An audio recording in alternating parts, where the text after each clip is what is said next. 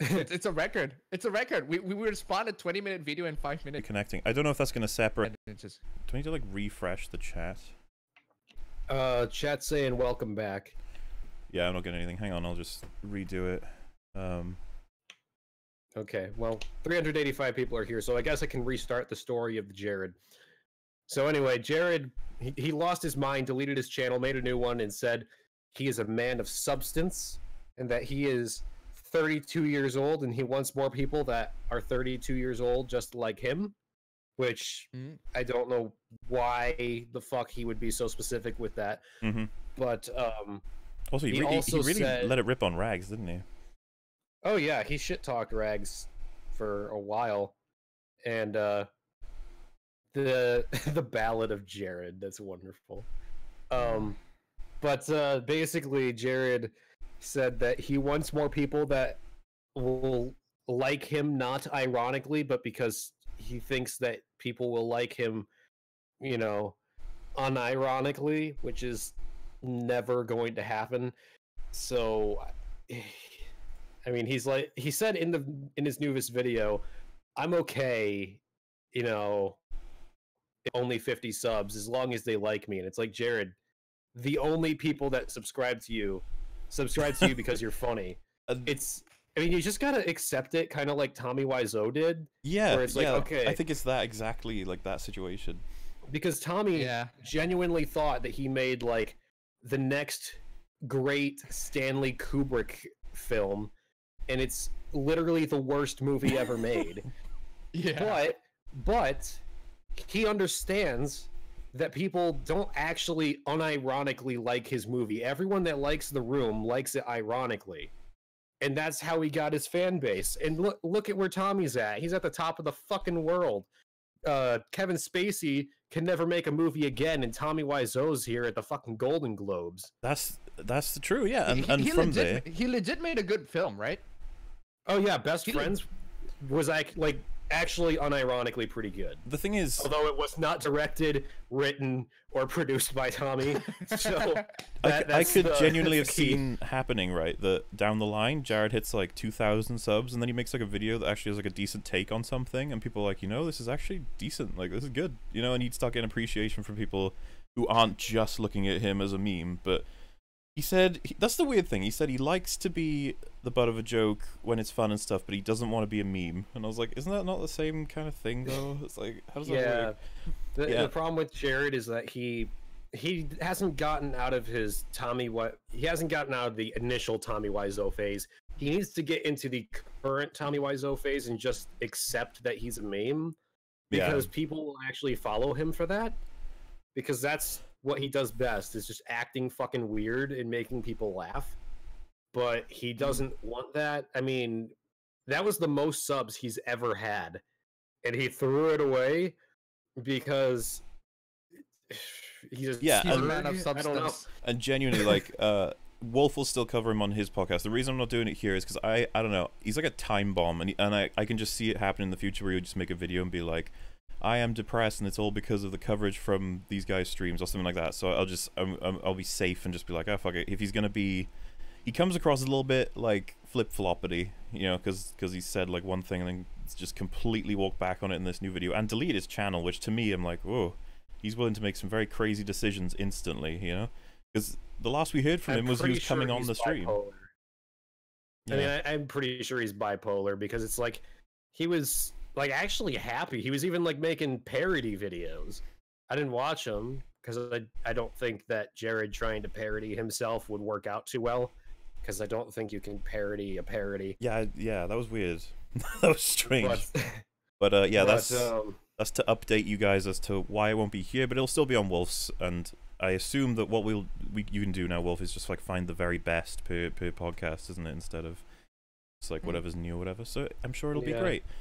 Means we'll have a lot less time to laugh and a lot more time to groan. Yes, we have. I figured, since we're vaguely trying to be, you know, an actual competent podcast, did people vote in that straw poll, I haven't checked it yet. Yeah, they did. Yes, they did. Oh, they did. Every Okay. frame of pause is the biggest one. We'll have to keep posting it throughout the stream for all of the people who pop in. But yes, vote in. We will decide on actually giving this a name. And let's say this is the first official doesn't have a name podcast yet, but it'll be me every time, more than likely Rags and Wolf every time, depending on who's free at what times. And then There was a huge miscommunication, so Raz can come in. and then we'll have guests more than likely as well. And so, Appabend, welcome to the stream. You're the first guest, honorary You're the first guest brown person on this show. That's also true. We are a very diverse stream. Yes, I want to make sure to come in here just to make sure that Patrick Willems cannot criticize you because you're white. I was going to say, good. I figure it makes sense because you've made your video on Patrick Willems, so you'll be able to see the follow-up. Yes. See, have you seen this video yet?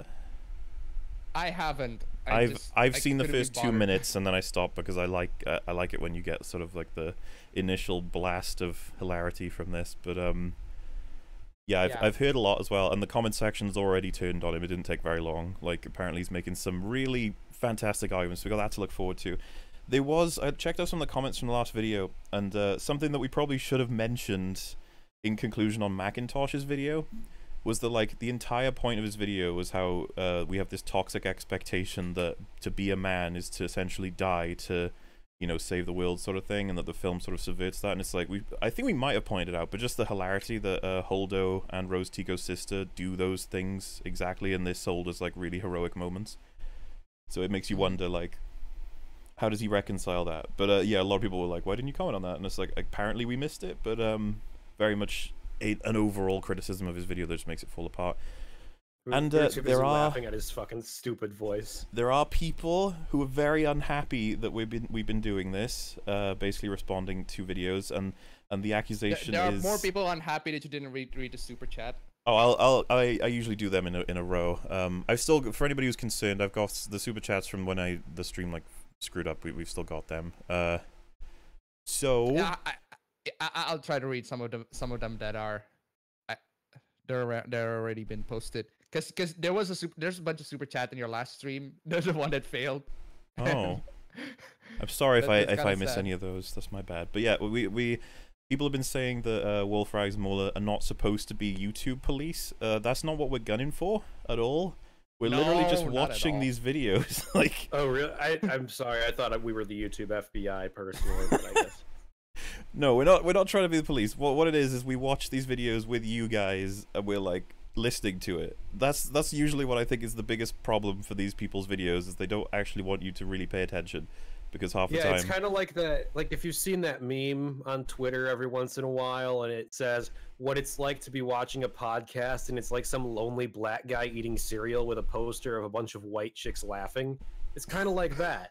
You're just like the lonely black guy that's eating cereal while watching 3 neck-bearded YouTubers laughing at things. Exactly. And by the way, shit, the reason we're covering this one first isn't because we hate Patrick Willems. This has been requested like crazy again. We just get like loads of PMs being like, you have to cover it, and we like It's just to that cover. Patrick is such an infinite source of stupidity that it's like Yeah. impossible not to like address it. It is fun to cover him, and I've heard that there is a reference to me in this video, so that's interesting as well. It's not a Can't wait to direct see that. reference. It is I think I'm referred to as the angry guy who made 5 hours of ranting on The Last Jedi. That's what I've heard he says. Man, I wish I had like an air horn so I could like just do the "Durr" as soon as he says it, because I know what the reference is. Yeah, so I got Nerds with a Heart from Akiba Voorhees, so thank you for that. And The Last Jedi cries out in pain as it copyright strikes you, Bilbo Baggins, the Daily Sauron. So those are the two before the stream went down, I think. Hold on, there's one in the chat. It's not a super chat, but it's Patrick's rock is gay. Bilbo Baggins. Bilbo Baggins says a lot of stuff, man. He gets around. know. Have any of That's you what ever he covered a did when he went there video? and back again. Have any of you ever covered a video where some cuck argues the sequel trilogy is basically an improved version of the OT? I swear you have. Am I crazy? I've not actually seen a video Well, like that. that's pretty much every single one of these people anyway. So it's like, well, they're all cucks, and they all think that the sequel trilogy is better than the OT or as good. So They all just kind of, you know, blend Oh yeah, together. there was a clip in my the third part of my TLJ one where I think it's New Rock Stars or Collider, some channel like that, where they said let's be honest, the new films are just the old ones with better acting, better effects, and better something else. And I remember being like, oh god. What? Yeah, What? I definitely That's threw it in, wrong. because I think I just play the clip and go, no. Because it's just like, stop. Terry Crews' Siri, I'm pretty sure that's, we'll get to that, right? Like, I perfectly agree. Like, I mean, if you're gonna make Theory black, you gotta make it Terry Crews. I would watch the I mean- shit out of that. I mean, Yes, I'd watch it. I'd watch it. Why not? give him like some shitty white wig and just have him go, "Yo, Carol, I'm gonna go kill them wild hunt niggas." It's like, okay, And I mean, I'm okay with this, Siri. This is the best iteration. do we want to see him and Geralt hook up? That's my question. I don't know. Well, as long as shit, I don't know who's gonna bottom. Superman and Terry Crews. That is an interesting, like, you know. I think that'll be the finale for the season. We gotta have him like wrestle for it, you know. Oh yeah, there is. I have a second channel where I'm storing these podcasts. There's too many links. I gotta make sure I have a link for Appabend's channel, and then also for the straw poll, then also for my second channel. I don't like podcasting. It's too much pressure, guys. Isn't Wolf a cucked soy-based Trump hater? What? Most people call me alt-right. I don't know where the fuck you're getting that from. We got a comment on the last stream that said, couldn't go to beer more than 5 minutes. I hate Trump fans or something like that, and I was like, did we mention Trump? Like, I don't. Not that I remember, but it's also 5 hours, so it's hard to tell. Like, we don't know what we said after an hour passes. It's like I just got banned from Twitter for 7 days for saying things that were deemed too right-wing. I don't get that. You have to keep reminding people you voted for Bernie Sanders, don't you? I gotta keep reminding people that I'm not a Nazi, but you know, people just make up whatever the fuck they want. They think I'm. It's funny because both sides hate me. I get one side that's like, "Oh, you're alt right," and the other one's like, "You drink soy because you hate Trump," and it's like I give credit to Trump more often than not. You Okay. drink soy. No. You didn't join alt furry. That's why people hate you. Like, okay, there's only one thing I drink, and it's generally Pepsi, and I'm not seeing any soy on here. Diet Pepsi is filled with soy. We know this. Well, I don't drink Diet Pepsi because I'm not a faggot. So. Regular Pepsi is also filled with soy. I'm pretty No, sure. it's not. I'm Oh, looking at that's probably what it was. The Colin Kaepernick stuff. That was talked about right at the beginning, I think. Because I said it was Really? fucking stupid to light your shoes on Well, fire. the interesting part was I just asked you guys what happened because I don't know anything about it, but apparently that makes me a Trump supporter as well. So interesting. But yeah, we got woohoo! Finally catching a stream on a day off. Love you guys. Looking forward to 5 hours of fun. I hope you both available for 5 hours. We've got nothing else to do in your lives. That'll be great. Wolf question: Aragorn versus Geralt fight. Who win? Oh fuck! Fuck you for making me have to answer that. Damn. Shit. I'd say, Geralt only because he uses magic and Aragorn can't. Yeah. Otherwise, if it was a fair fight, then oh fuck, that would be a. Well, Geralt gets his ass kicked a lot, so I'd say probably Aragorn if the fight was fair. Wolf, how's it feel knowing we know you're a pleb for dropping The Expanse before episode 5? Well, I like The Expanse books, but I mean, you know, if the acting wasn't shit, if the effects weren't shit, if the soundtrack wasn't if the I don't know, the show like loosely follows the books and just has a lot of terrible effects. Like obviously the acting is abysmal because it's a fucking sci-fi show. So I haven't seen it, so I can't call him if he's wrong on this. I'm just gonna have to say I trust you, Wolf. You're probably 100% right, and I'll never watch the show thanks to that.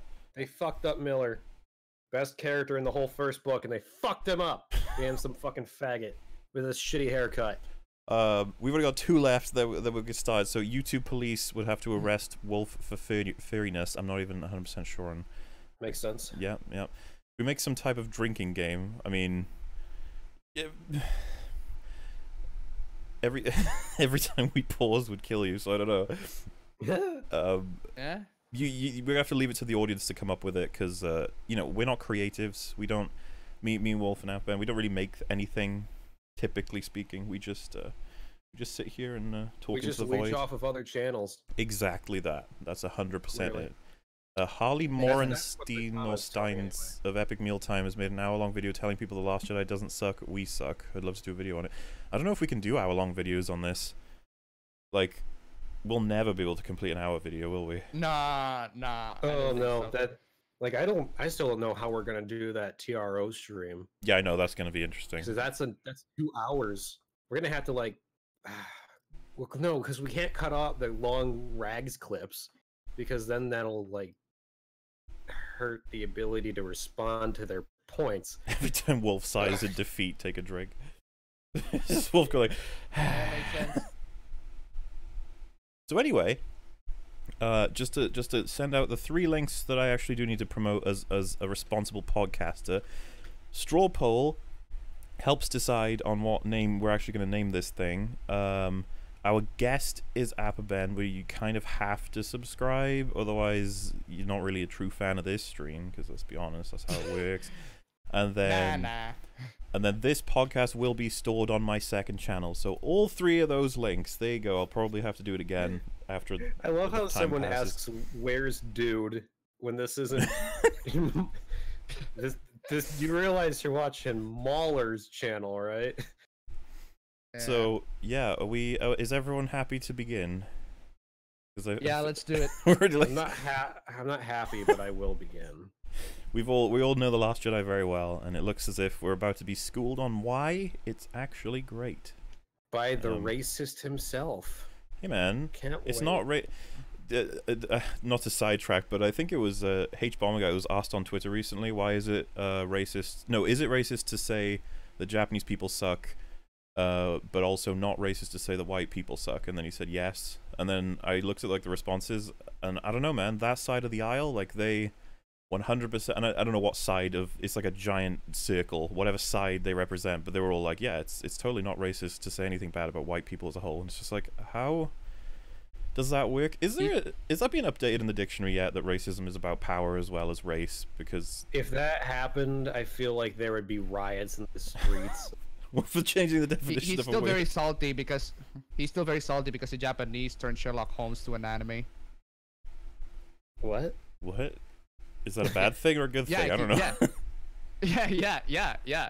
They actually did, and Well. he said it in one of his videos. And he's like, he got so fucking salty about it. Huh.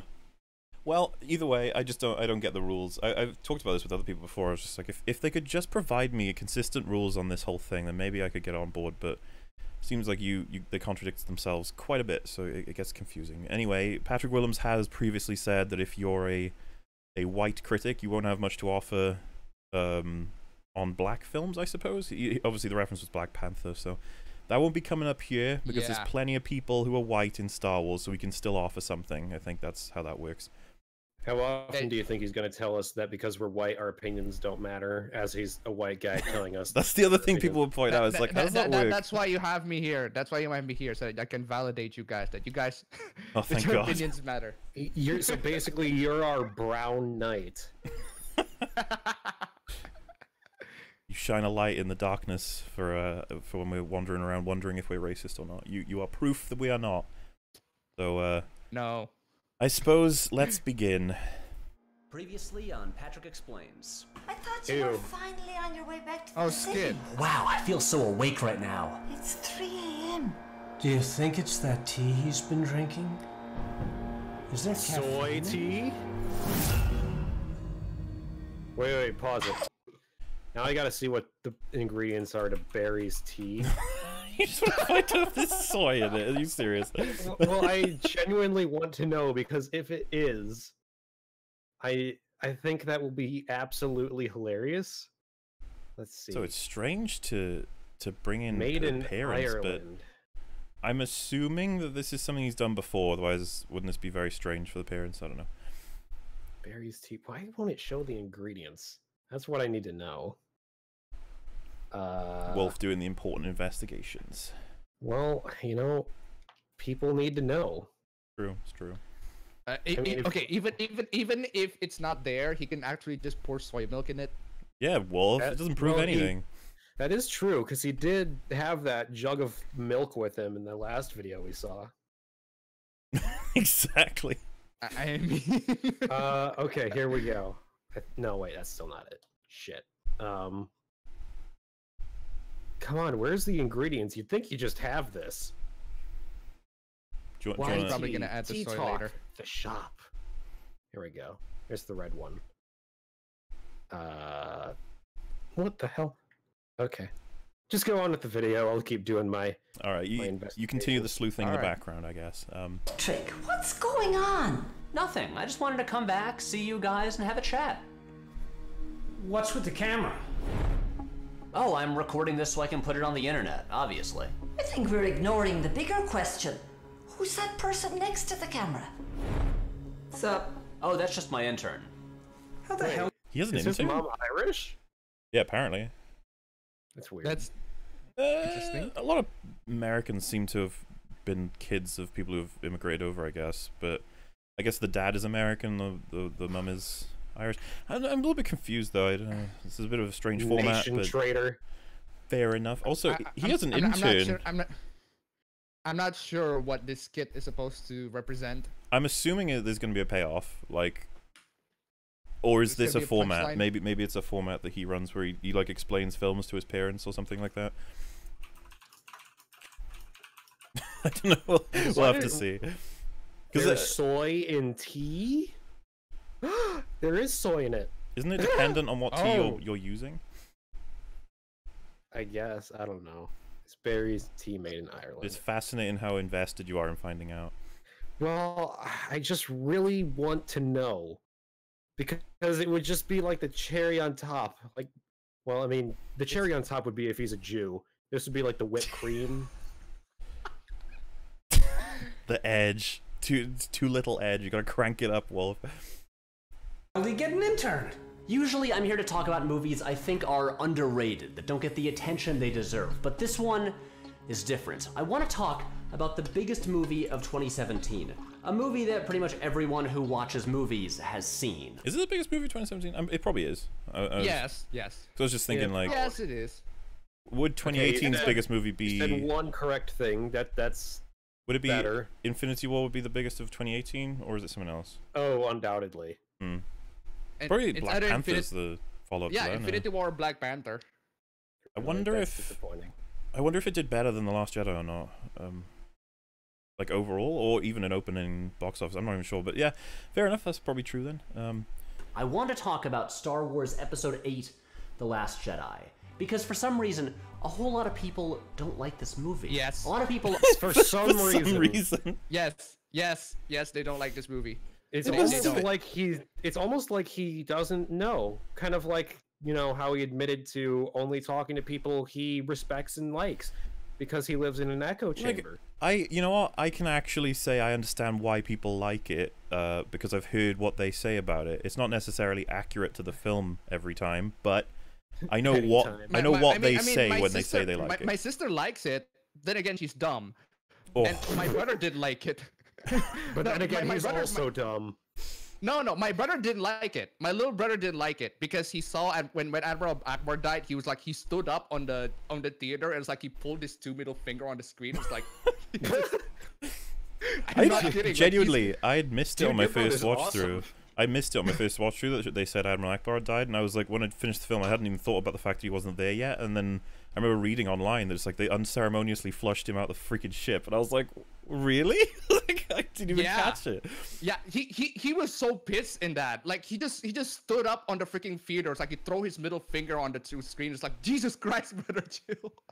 Yeah, it's crazy that they at least Akbar earned a throwaway line. At least that's what he got that, you know. What did the Yeah. brand new character that nobody connected to at all, Holdo, get? It's like she got probably one of the most self-sacrificial set pieces in the history of Star Wars.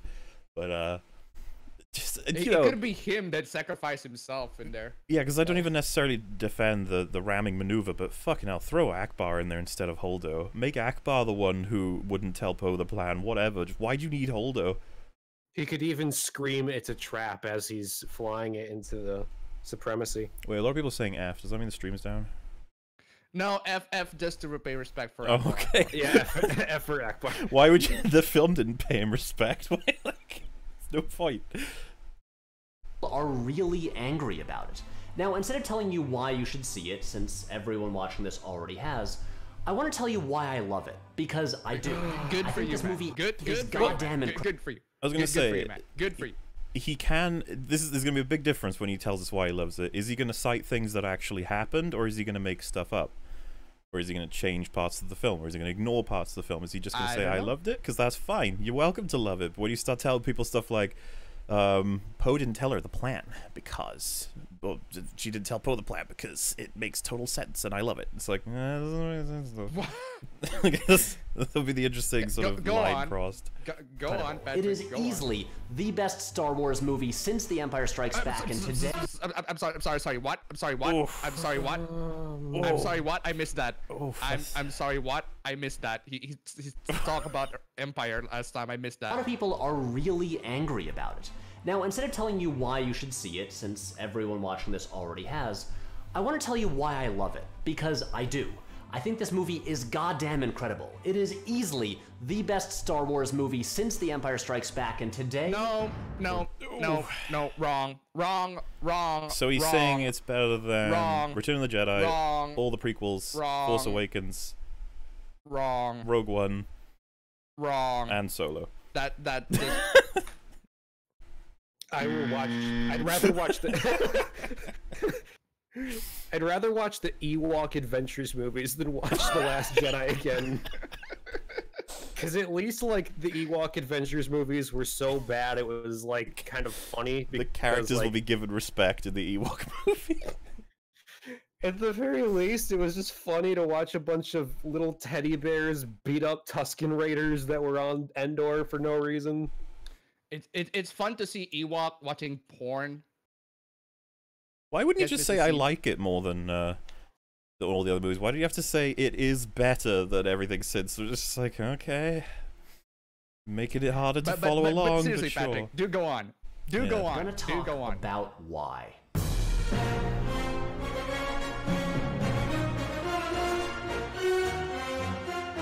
So, just to clarify, by the end of the video, we will ask ourselves, did Patrick explain why The Last Jedi was great? Good question. It'll be interesting to see if we get there. So I realize I already lost a lot of you right from the title of this video. Don't worry, we're gonna stay. We're gonna go through the whole video, buddy. No. As Rag said, if you actually tell me that The Last Jedi is good, I'm gonna be like, go on. Yeah. It's like, all right. This is the thing. There's a difference between us three and Patrick Williams, or us three, Rags and whoever else, and Patrick Williams and whoever else. It's like we will actively look for the opposite perspective because we want to hear it instead of just being like, no, I am above that sort of thing. I shan't be looking at people I do not have respect for. It's like, all right. Some of you are only here because this showed up in your recommendations, and you wanted a new opportunity to tell a stranger about why you hate this movie, but I just want to say something right up front. If you are a person who thinks that SJWs, or diversity, or feminism ruined this movie... Yes. I wouldn't say it's anywhere near yes. that simple. There's a shit ton of things that ruined the movie. I mean, they were all problems, but they weren't everything that destroyed the movie. How you classify, like... Yes, but do go on. Yes, but do go on. I was just gonna say, it's just Or like... if you're going to tell me that I... It's just, yeah, there's so many things wrong with it. Like, those things could be labeled that encompass a huge selection. But, what did he say that he would say to the people who say that, though? SJWs, or diversity, or feminism ruined this movie. Or if you're going to tell me that I'm a Disney shill. Or if you're going to tell me that I should watch a 5-hour... Oh, I think that's my bit right there. I think he's about to mention me. Or feminism ruined this movie. Or if you're going to tell me that I'm a Disney shill. Or if you're going to tell me that I should watch a 5-hour rant by some angry guy on YouTube. No! Oh, shout out! Oh, shout out! I am the angry ranting Mario man. death song every single time that he says something stupid. You just fucking ripped that from DP. That's where you got that from. What? Remember they used to play that for whenever Vigilant Christian came on? That's where I got the idea from. I was like, okay, let's think of because I can't do air horn. Well, I guess I can do air horn. I do have air horn. I will Okay, happily. I'll do the Mario. You do the air horn. We'll make it together. I don't know if you guys have seen all those videos I made, but like the rage one is angry, sure, it's in the title, but the critique one I was pretty calm throughout most of it, and it was very scripted. Like I was very descriptive. I wasn't exactly going blah blah blah blah blah. But I guess I am some angry guy, which by the way gives us an insight into people like him and Macintosh, where you know when they say like the angry fans. I want to criticize them, not the ones who just didn't like it. And it's like, I guess we slot in there, even if we explain ourselves, you know, very slowly and very calmly. It's like, no, we're still the angry ones because we didn't like it. That's how it works enough. I mean, you could probably find a part of that 5 hours where I sounded angrier than normal, but still, you know. Well, look, I'm happy because at least my hairline isn't that bad. Oh. That is an ad hominem. You just said his arguments are bad because of his hairline. It's like no, say that. No, he didn't. It's okay, guys, calm down. He didn't. He's just being a dick. It's okay. So yeah, I am the angry man. I will have to accept that, I think. Or if you're going to tell me that I'm a Disney shill, or if you're going to tell me that I should watch a 5-hour rant by some angry guy on YouTube, or if you think I should kill myself because I liked a movie. Do people Hang on. Kill yourself because you liked a movie. I don't think it's. Nah. I don't think people would be saying that. Having fun there, Wolf. Well, he said something stupid. Like I said. Because if people are saying to die because you like something, it's like, yeah, they're probably not people you should give much time. Personally speaking, it would be go both ways. Yeah. If people are saying you should die because you didn't like it, you know, same thing. This is gonna be long. really care that much about Star Wars? Yeah, Mom, they really do. But everyone should just remember. Oh my god. This is a film about space wizards intended for children. So, why have you created 3 intended videos? For children. Why is he intended for children? Is it? Yeah, that's the other thing. Intended, I would say, for everyone, not children. Isn't the whole point that Star Wars appeals to a mass audience, not just children? Well, here's the thing. He's ripping that line from George Lucas and just being like, you see, even George Lucas says it's for kids. It's like, well, first off, this is an idiotic argument because just because a film is for kids doesn't mean it has the right to suck. Because Lion King, Treasure Planet, Atlantis, How to Train Your Dragon, all incredible films that are all directed towards younger audiences. Yeah. Pixar, older Disney, not new Disney. New Disney sucks, but you know. And then just because it's a kids movie doesn't mean it's like, oh yeah, it gets to suck. This right here is why it takes so long to debunk bullshit compared to how long it takes to generate it, right? So he puts that sign up and then he moves on. But we've got so many counter arguments. First being that just because it's a kids thing doesn't mean that you don't care about the writing. That's even insulting to kids. Like, and by kids, I'm assuming. Yes. We're talking about people as old as, let's say, 14. You'd still be a kid at that point, right? You just devalued your own movie in there. Yeah. Like if you can't, you can't just say that your film is just this film is actually just for kids, guys. You guys need to relax and like that. It's like wouldn't the MCU be the same audience intention as Star Wars as a saga as well? Or that you say that they're a bit more adult? I'm not sure. Well, I would say they were a bit more adult in Iron Man 1. Then they like kind of lost their balls right immediately after that. And... Well, look at when Luke sees his aunt and uncle's bones. When Anakin's implied to have slit down freaking a bunch of kids. Like, I don't know.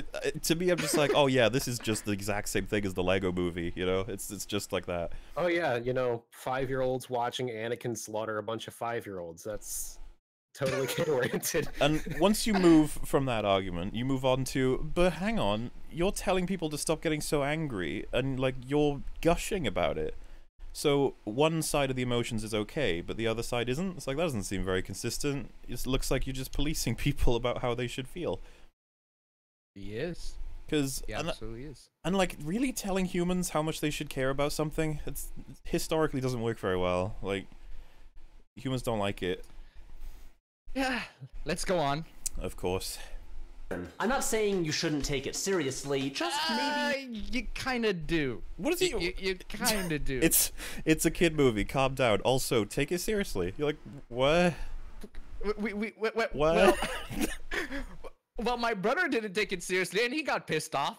I'm confused. What is he trying to say? Let's just back it up, because he's not saying to not take it seriously. He's saying... Intended for children. I'm not saying you shouldn't take it seriously, just maybe don't get too angry about it. We're not Don't get talking too about angry gun about it. control here. Wait, don't get too angry. What? Are we allowed to get too happy?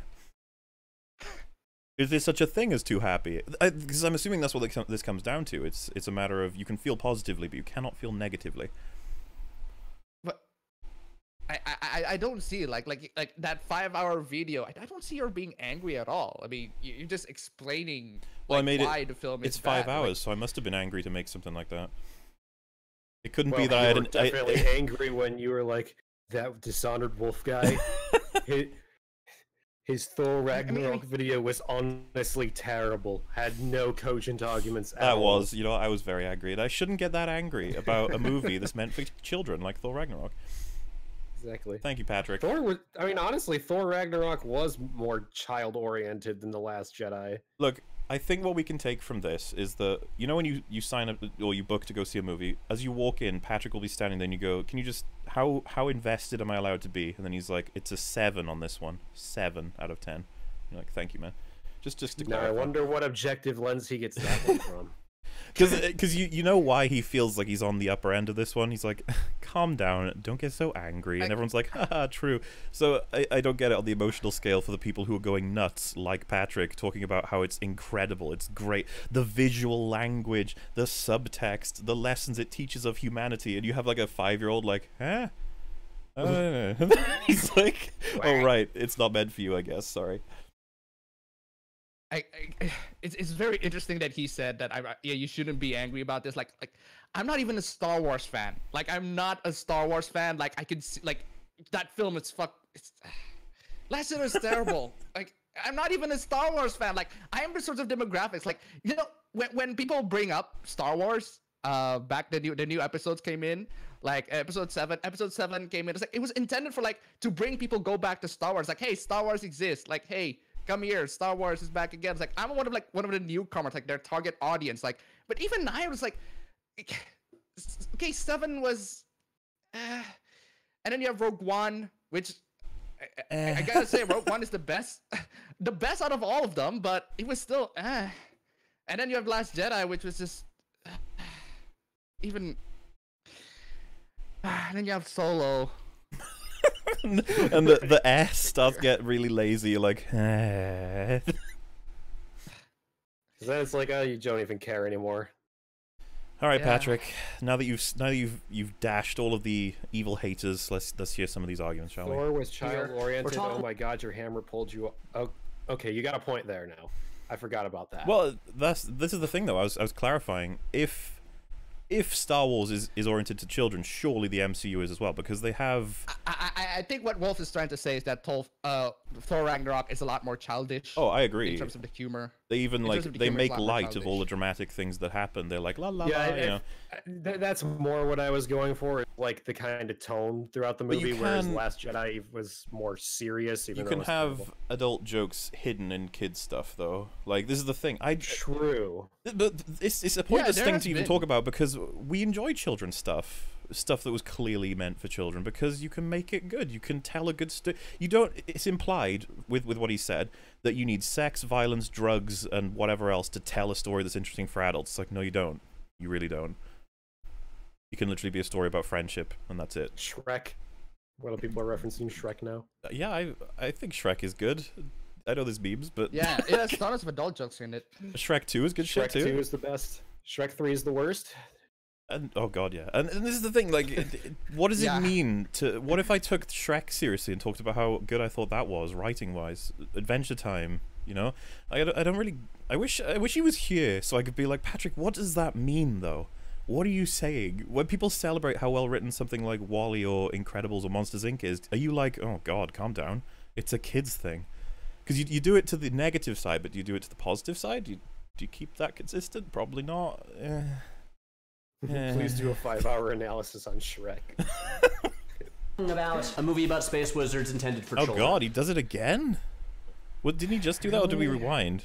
Hang on. You did rewind, or maybe This is a film about space wizards intended for children. I'm not saying you Boldness shouldn't take theory. it seriously, just maybe don't get too angry about it. We're not talking about gun control here. We're talking about a movie about space wizards. He does do it what? twice. Oh, he did do it twice. And he said that he's basically saying you can care about politics, but you can't care about media. Come on. Politics is one thing, but media, this is a kid's movie for Space Wizards. But remember, Patrick's politics include hating white people, so... I don't understand this at all. Like, it's so confusing to keep track of. I think it comes down to he's going to use this argument against the people who are making counter-arguments to the film to try and bat them off, but he won't allow it to be applied to himself. Simple as People that. in the chat are rightfully pointing out, what is gun control? How is that even a good analogy in this sense? Like I said, I'm what- assuming he's what does talking that about have to do with politics. He's anything? got to be. That's his point. That you should be serious about politics. You shouldn't be serious about media. I guess that's what he means. Even Yeah. though he's very serious about media, he has a whole career based on it. So I don't understand. You should be less angry about it. That's what he said. Someone in the Birth chat control said, is on the same level of criticism for Yeah. Shrek. yeah, I just saw that. That was great. Oh, Patrick. Wizards intended for children. Anyway, it sucks that I feel like I have to say that, and it's probably not even worth wading into this shitstorm anyway, just but go on. honestly... Oh, what? So now he's like, "Ugh, I probably shouldn't have said that because there'll be counter arguments. Yeah, just go on. Just go on. Why do you like this film? I just This like fucking 5-minute disclaimer. Please leave me alone. love this movie. Oh, there you go. That's all this is. That's all it ever comes down to. I just love this movie, That's it. and I want to talk about it. Okay, but if you talk about it on a public space, expect people to talk back. That is how this works. So, the disclaimer, you may as well just start the video here, to be perfectly honest with you, but hey. Before I start talking about The Last Oh, Jedi, God. I need to quickly run through... Wait a second. He was talking to his parents this whole time, right? I don't know if that's what's actually happening, or if he filmed those bits, like, separately. Because... So like his parents was just like standing there, like sitting there. He was just like, Mom, Dad, shut up and watch me make this video. Yeah, I guess, I don't know if they're going to be replying, or if they're just for jokes. So I guess we'll find Bad out. jokes. to my history Sunglasses with Star indoors, you're Wars not because Milo. context matters. I True. mostly love the original trilogy. I think the prequels are generally not good, even if they contain some cool ideas. I think The Force Awakens is pretty good. Yeah, it plays things super safe and basically just hits all the beats from A New Hope, but the movie had to do 3 things. It had to feel like Star Wars again, it had to introduce new characters that we wanted to follow into future movies, and it had to bridge the 30-year gap in It had to bridge the 30-year gap. Well, I guess it failed in that regard, didn't it? Yeah. the story. I mean, in the sense that, like, we skipped the bridge part and went to the other side. I'm sorry, but if I was to compliment The Force Awakens, I would never cite that it bridged the gap. It didn't bridge any gap. It practically skipped the gap. Yeah, wouldn't, like, The Force Unleashed, which is intentionally supposed to be, okay, this is what happened between 3 and 4, work more as a bridging the gap part? This is skipping the gap. This is on the other side of the gap. Yeah, I don't understand how you could possibly assume bridging the gap between what? Like the OT and itself? Because what else would it connect to? I don't even know what he's trying to say with that anyway. I don't think he understands what bridging the gap means as a phrase. had It's to amazing. bridge the 30-year gap in the story. It did ridiculously well at the first 2, and with the third, Oh, okay. it did okay. It's a No, it didn't do anything. No. Hey, at least my at least God. he said that it wasn't great in that regard. At least. At least he said that it wasn't great. Obviously, we would consider it to be a complete and utter sham, but he's saying it wasn't great. a little frustrating that we don't really know what the political landscape of the galaxy is, and how the Republic works, and what the significance of the Hosnian That's a system being bad destroyed thing. actually is. Yeah. But I also get that they wanted to return to a familiar dynamic. I don't need to see Snoke, a Star Wars story, to understand who that guy is and what his deal is. As if you But need a whole movie to be able to explain a character. We still don't know who he is, even after the second film. Well, Even after I the guess eighth he's film. saying that we don't need to know at all. Like, it's really sad because he's one of the few villains that actually have potential to actually be, you know, like the overarching villain for the entire thing. Well, but now we have only Kylo again. The interesting Like, thing, you're ready? is that a handful of people will say that Palpatine was, you know, very underdeveloped in the OT, that we don't get quite a lot for him, and yet he's got way more of a character than Snoke did. So it's like, talk about super underdeveloped, and I don't get people who are like, we didn't need a huge backstory for this villain. And it's like, we never get huge backstory. Like, what was the backstory for Count Dooku? What was the backstory for Darth Maul? You know, and only including the films. Because I guess Mace Windu's... We don't need a backstory. We need a story. Just, like, that's true, yeah. Just give us any reason to understand why they're here and they have what goal. Like, that's... It's like, all we needed to know about Darth Maul was that he was... evil? Darth... well, yeah, that he was Darth Evil. Apprentice. Darth Evil. All we needed to know about Dooku is that he was a former Jedi. Yeah. And that he got seduced by Sidious. All we needed to know about Sidious was that he was a Sith and he's evil, and that's really all there needs to be. The problem with Snoke, the difference here is that Snoke just comes out of nowhere when the last time we saw any of these characters, the galaxy was at peace. So where he came from makes no sense, because the last time we saw any of these characters, it was the Sith were defeated completely. So where did this guy come from? Is he a Sith? I mean, he brought it up, the bridging the gap thing, and it's like, Snoke is absolutely probably the most important component for bridging the gap, because he's the guy who changed everything. He reignited the Empire, and he turned Kylo and ended up getting the Jedi destroyed. So that's the entire positive faction have been destroyed by Snoke. Wait a second. He showed Snoke on a video. Maybe he'll explain it. Maybe someone said Darth Evil, a Star Wars story. I would watch it. And what the significance of the Hosnian system being destroyed actually is. There is but I also get that they wanted to return to a familiar dynamic. I don't need to see Snoke. You know what was a familiar dynamic? A good film. What? So you're doing it for the sake of making it familiar? Like, what? They're doing it for the sake of making it same like the original trilogy. Wait, what? I mean, they gotta get the old fans back. That's the point. Dark Helmet Strikes Back. I'd watch that. Star Wars story to understand who that guy is and what his deal is. So now that The Force Awakens had brought Star Wars back to the thing that we loved and was no longer 2 hours of Hayden Christensen green screened into ugly CGI, where did we go? Gotta get those prequel jabs in there. It's almost like a, see guys, The Last Jedi's still better than them though. It's like, Patrick, just because the prequels suck doesn't mean that The Last Jedi doesn't. Stop using that as an argument. No. Okay, look. Yeah, there are a lot of people that are saying now that that the prequels are good, and they aren't, and they're wrong when they say that they aren't. However, just because people are saying that doesn't mean The Last Jedi is excused from criticism because the prequels exist. Like, I actually do want to watch the prequel. By that logic, then we should excuse the fact that the Hobbit movies are terrible because The Lord of the Rings is great. True. What? Sort of. I mean, it's just backward logic anyway. But this is the thing. We still haven't actually, like, started the video yet, really. This is all still... But, you know, we're nearly there, hopefully.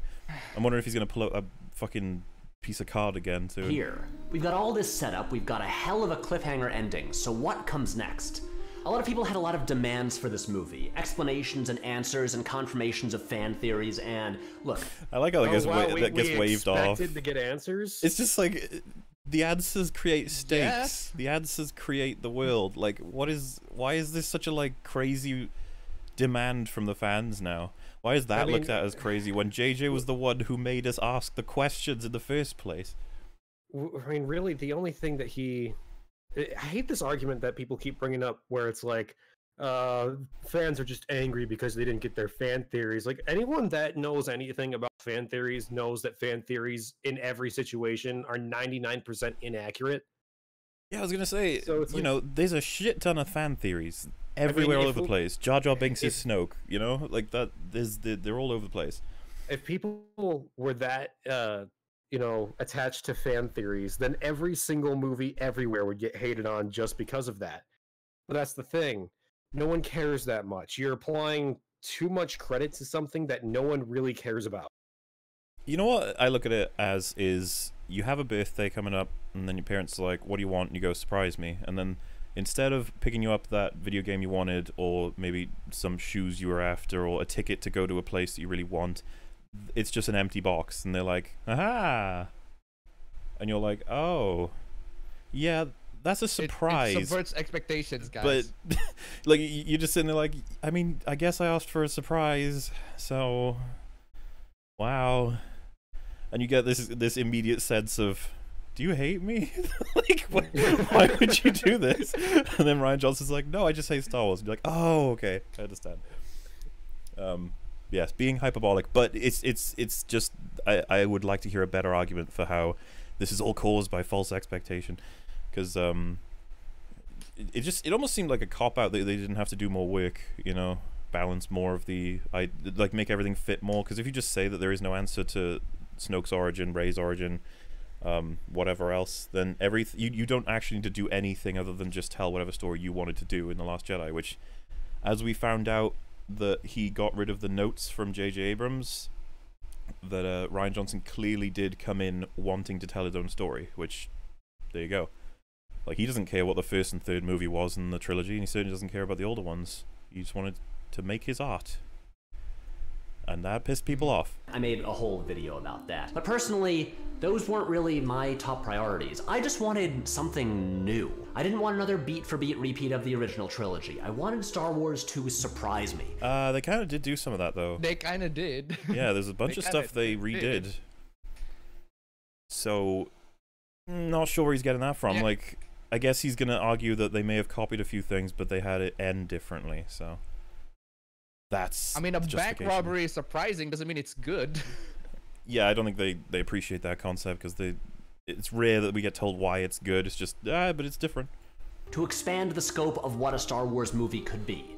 And also, of course, I wanted a rip-roaring good time.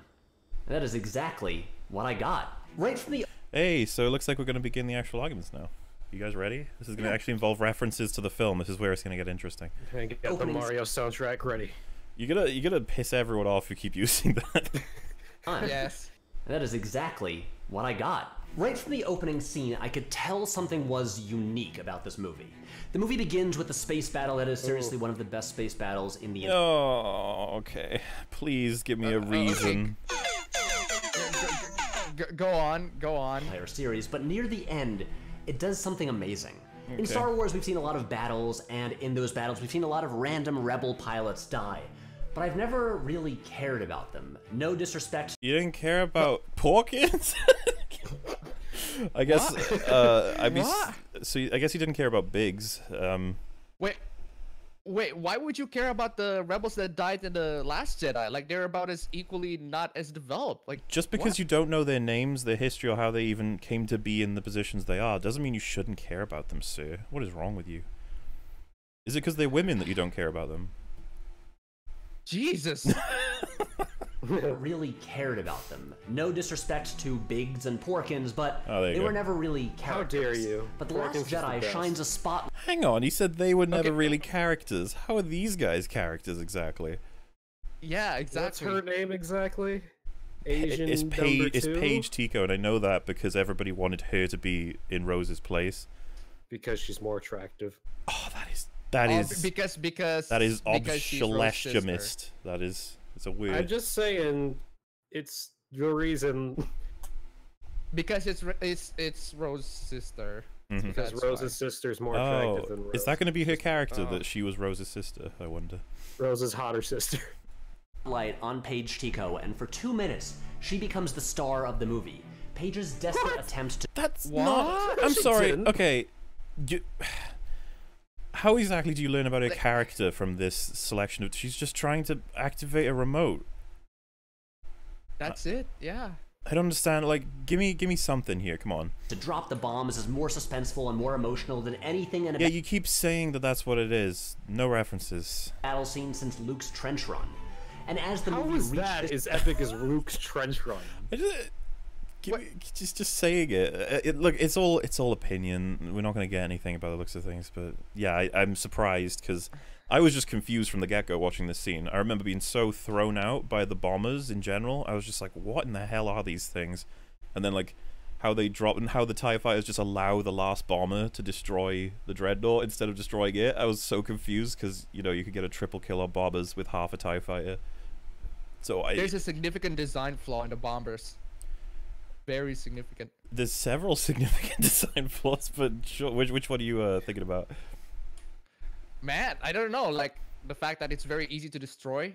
Yeah, that would be one. I like the flaw where pretty much any bomber that loses its payload is pretty much going to kill itself, because by the time the first bomb hits, the last bomb is still in the fucking chamber, so they just chain up and destroy it anyway. Yeah. How slow they are is hilarious. The size and like lack of shielding or armor, it's just a bizarre design. And from what we see in the actual film, it's just like, why would anyone pay to make these things? The fact that it takes like 100 bombs to do what 2 Y-wing bombs could do just as easily in the OT. And we saw in Rogue One, the Y-wings could disable temporarily the Star Destroyers, and then we see it from the ion cannon in Episode 5. And it's like, wouldn't that have just been just as good? You just disable the dreadnought and get out if that was your only goal, was to get out. Instead, you sacrifice like half your team. In Finis, they destroy it. It's just so many conflicts in your head, just thinking about why the hell was this the story. And it's like, oh, just ignore it. Enjoy the emotional. The bombers are so useless. They could have just had one of them jump into light speed right through the dreadnought. Oh, and those bombs, well, a lot of people, as Red Letter Media highlighted, it's like, why wouldn't you just fire them like missiles? If they're that good that they just damage on impact. It's like, I mean, the TIE fighters had trouble shooting the incredibly slow moving deployment of them, so you could probably get away with just shooting them, I think, but This shot, I thought, holy shit, I have never seen this in a Star Wars movie before. I thought he bleeped his swear words. Maybe he missed that one, or I guess I don't know. And I've noticed a lot of people don't want I've that. never seen a bad Star Wars movie before. Yeah, none of us did. But he clearly referenced the prequels. I'm confused. Things in their Star Wars, and I think that's kind of a bummer. One of the reasons I love The Empire Strikes Back is that it's constantly surprising. The characters grow and change, it shows us amazing new planets and creatures, it changes our conception of Star Wars. And the most disappointing... I'm just waiting for... Okay, just a movie where it opens up, it's Star Wars Episode 9, and it's just a guy getting some coffee in, like, just a normal-ass place in real life, and then he does his taxes, and then it ends. It's like, that opened up what we consider to be a Star Wars movie. Someone in the chat said, did he just swear at his parents? Because, remember, they're sitting right across from him still. But yeah, fair enough. The thing about Return of the Jedi is how it doesn't really do that. It mostly gives us a lot of things we've seen before, like a Death Star or Tatooine. Its big new additions to the mythos are a forest, and the revelation that Stormtrooper helmets can be played as drums. Okay, are we doing the whole... see, Revenge of everything sucks compared to The Last Jedi, and that's why it's good. I'm just like, you know, I would never concede that Return of the Jedi is worse than The Last Jedi, nor the prequels, so but apparently it added nothing new. His like requirements here are whether or not it added something new. It's just like, is there anything more than that? Like, is it more complicated than that, or is it just that? Return of the Jedi is significantly better than any of the films, any of the newer films. Well, I mean, I agree with that, but apparently he doesn't like it because all it added was that you can drum Stormtrooper helmets. I mean, how much new shit did Return of the King add to anything from the first two Lord of the Rings movies? I don't get his point. Much. I don't get how it works. Why does it have to add something to be good, and why is that the determiner of whether it's good? Cool. But The Last Jedi isn't content to recycle Star Wars greatest hits and just revisit old planets and reveal that everyone is related to someone that we've met before. It didn't have to be that she was related to somebody we know. It just needed to be something that makes sense. I mean, they can answer a question instead of just nobody. And she's just super powerful because we've reestablished how the Force works now, and that is, if you're a broom boy in some area, you'll also be as powerful as Rey, as long as you've... Why do you have to make it about this instead of talking about what actually happens? You know, like, explaining where Snoke came from? It wouldn't matter if Snoke was just some janitor on a spaceship. We would be like, yeah, I don't care where he came from. But his history literally makes the story or breaks it. It's like if you just told us he Don't was kill him early on. if he was Palpatine's apprentice this whole time, we'd be like, well, where the hell was he? And it's like, okay, no, he's not that. He's Palpatine's boss. And you're like, well, where the hell was he? And you go, okay, he was a competitor to Palpatine that Palpatine nearly killed, and he went into the shadows. He's not Darth Plagueis though. We'd be like, okay, so he came back once Palpatine was dead, and it's like these things just they connect the stories. They actually bridge the gap. And why do we need to know? It's because Snoke did everything, and it's like, why do we need to know about Rey? It's like, well, if we don't find out why she has so much power, it kind of makes it really hard to be invested in it with the whole kills everything first try sort of bullshit. Yeah, if we don't know the history between the characters, like we just don't really care about them. Like the way Snoke, like the reason why Snoke is becoming like the biggest powerful entity in the galaxy. We don't really know why or how. It's like he said, bridging the gap, kind of okay explained. It is interesting to me that he has like this idea of bridging the gap. He actually criticized TFA for it, but then simultaneously doesn't give a shit about who or what Snoke is. Like that seems to be a conflict to me, but there we are. It has a story to tell and a mythology to expand. I love that this movie finally shows us how the 1% live in this galaxy. It finally has someone use the Force to switch on a lightsaber. It finally gives us an idea of what Obi-Wan meant when he said, "Strike me down, I shall become more powerful than you can possibly imagine." Oh no! Wait. Oh What? no! He's arguing What? that the lightning from Yoda explains what Obi-Wan was talking about when he said, "I'll become more powerful than you could possibly imagine." Even though that's what the Force ghosts were, that was him becoming more than just human. That was the point. I'll just replay it for you guys if you didn't quite get it. lightsaber. It finally gives us an idea of what Obi-Wan meant when he said, "Strike me down, I shall become more powerful than you can possibly imagine." You guys get that? You I follow it still along? don't get it.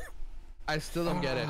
So, just to clarify, by the way, the 1%, the upper echelon of class in Star Wars, wouldn't that just be like the people in Naboo who were like royalty, or the people like Palpatine was the 1%, surely? The Jedi are kind of up there. There was a class system going on. We saw the slaves.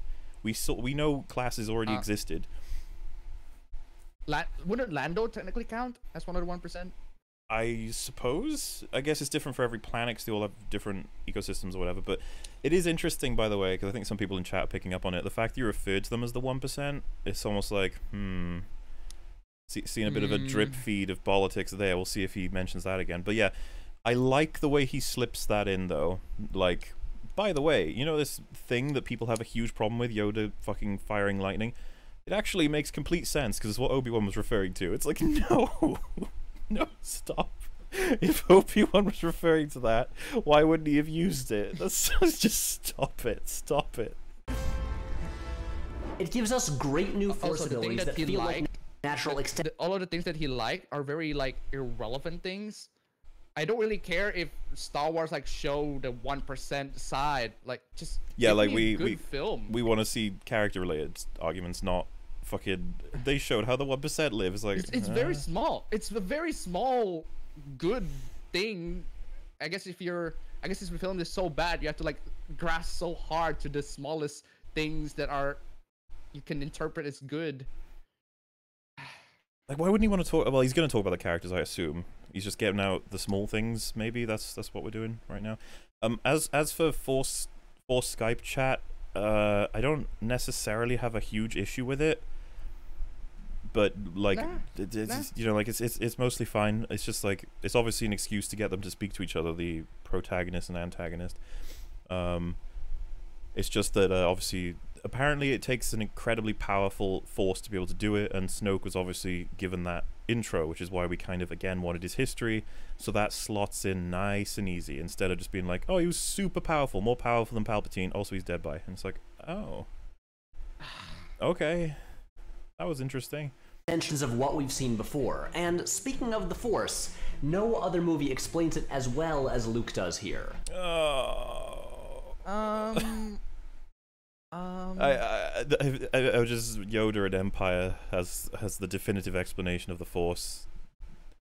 I've been silent because it's like my brain.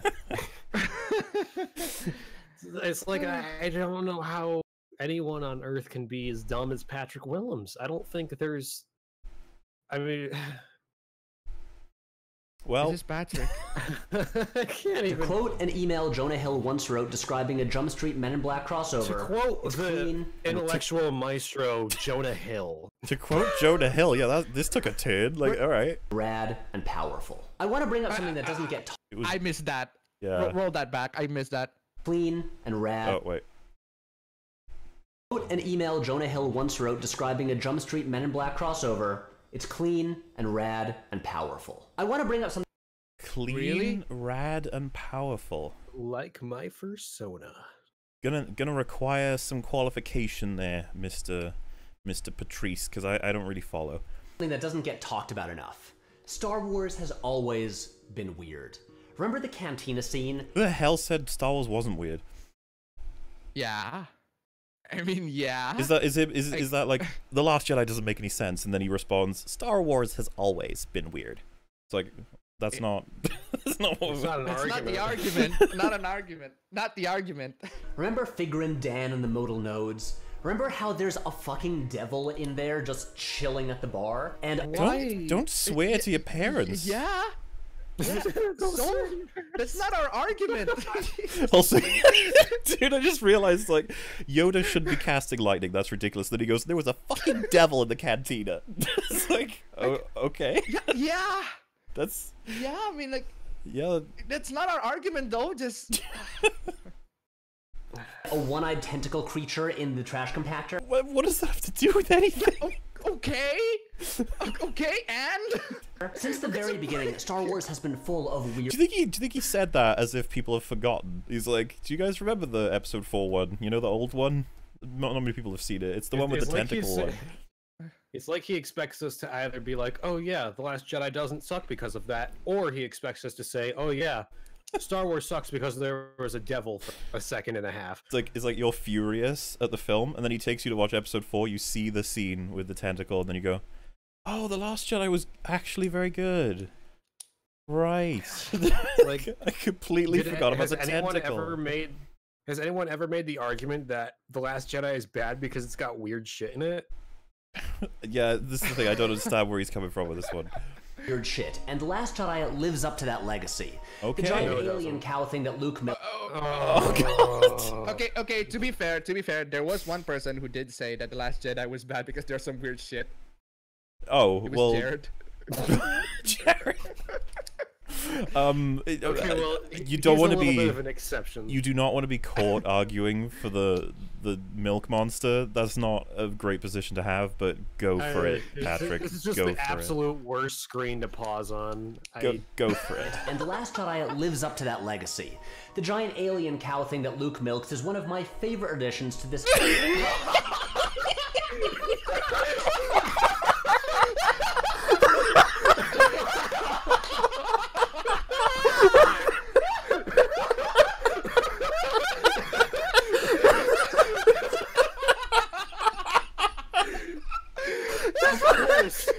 Of course it is.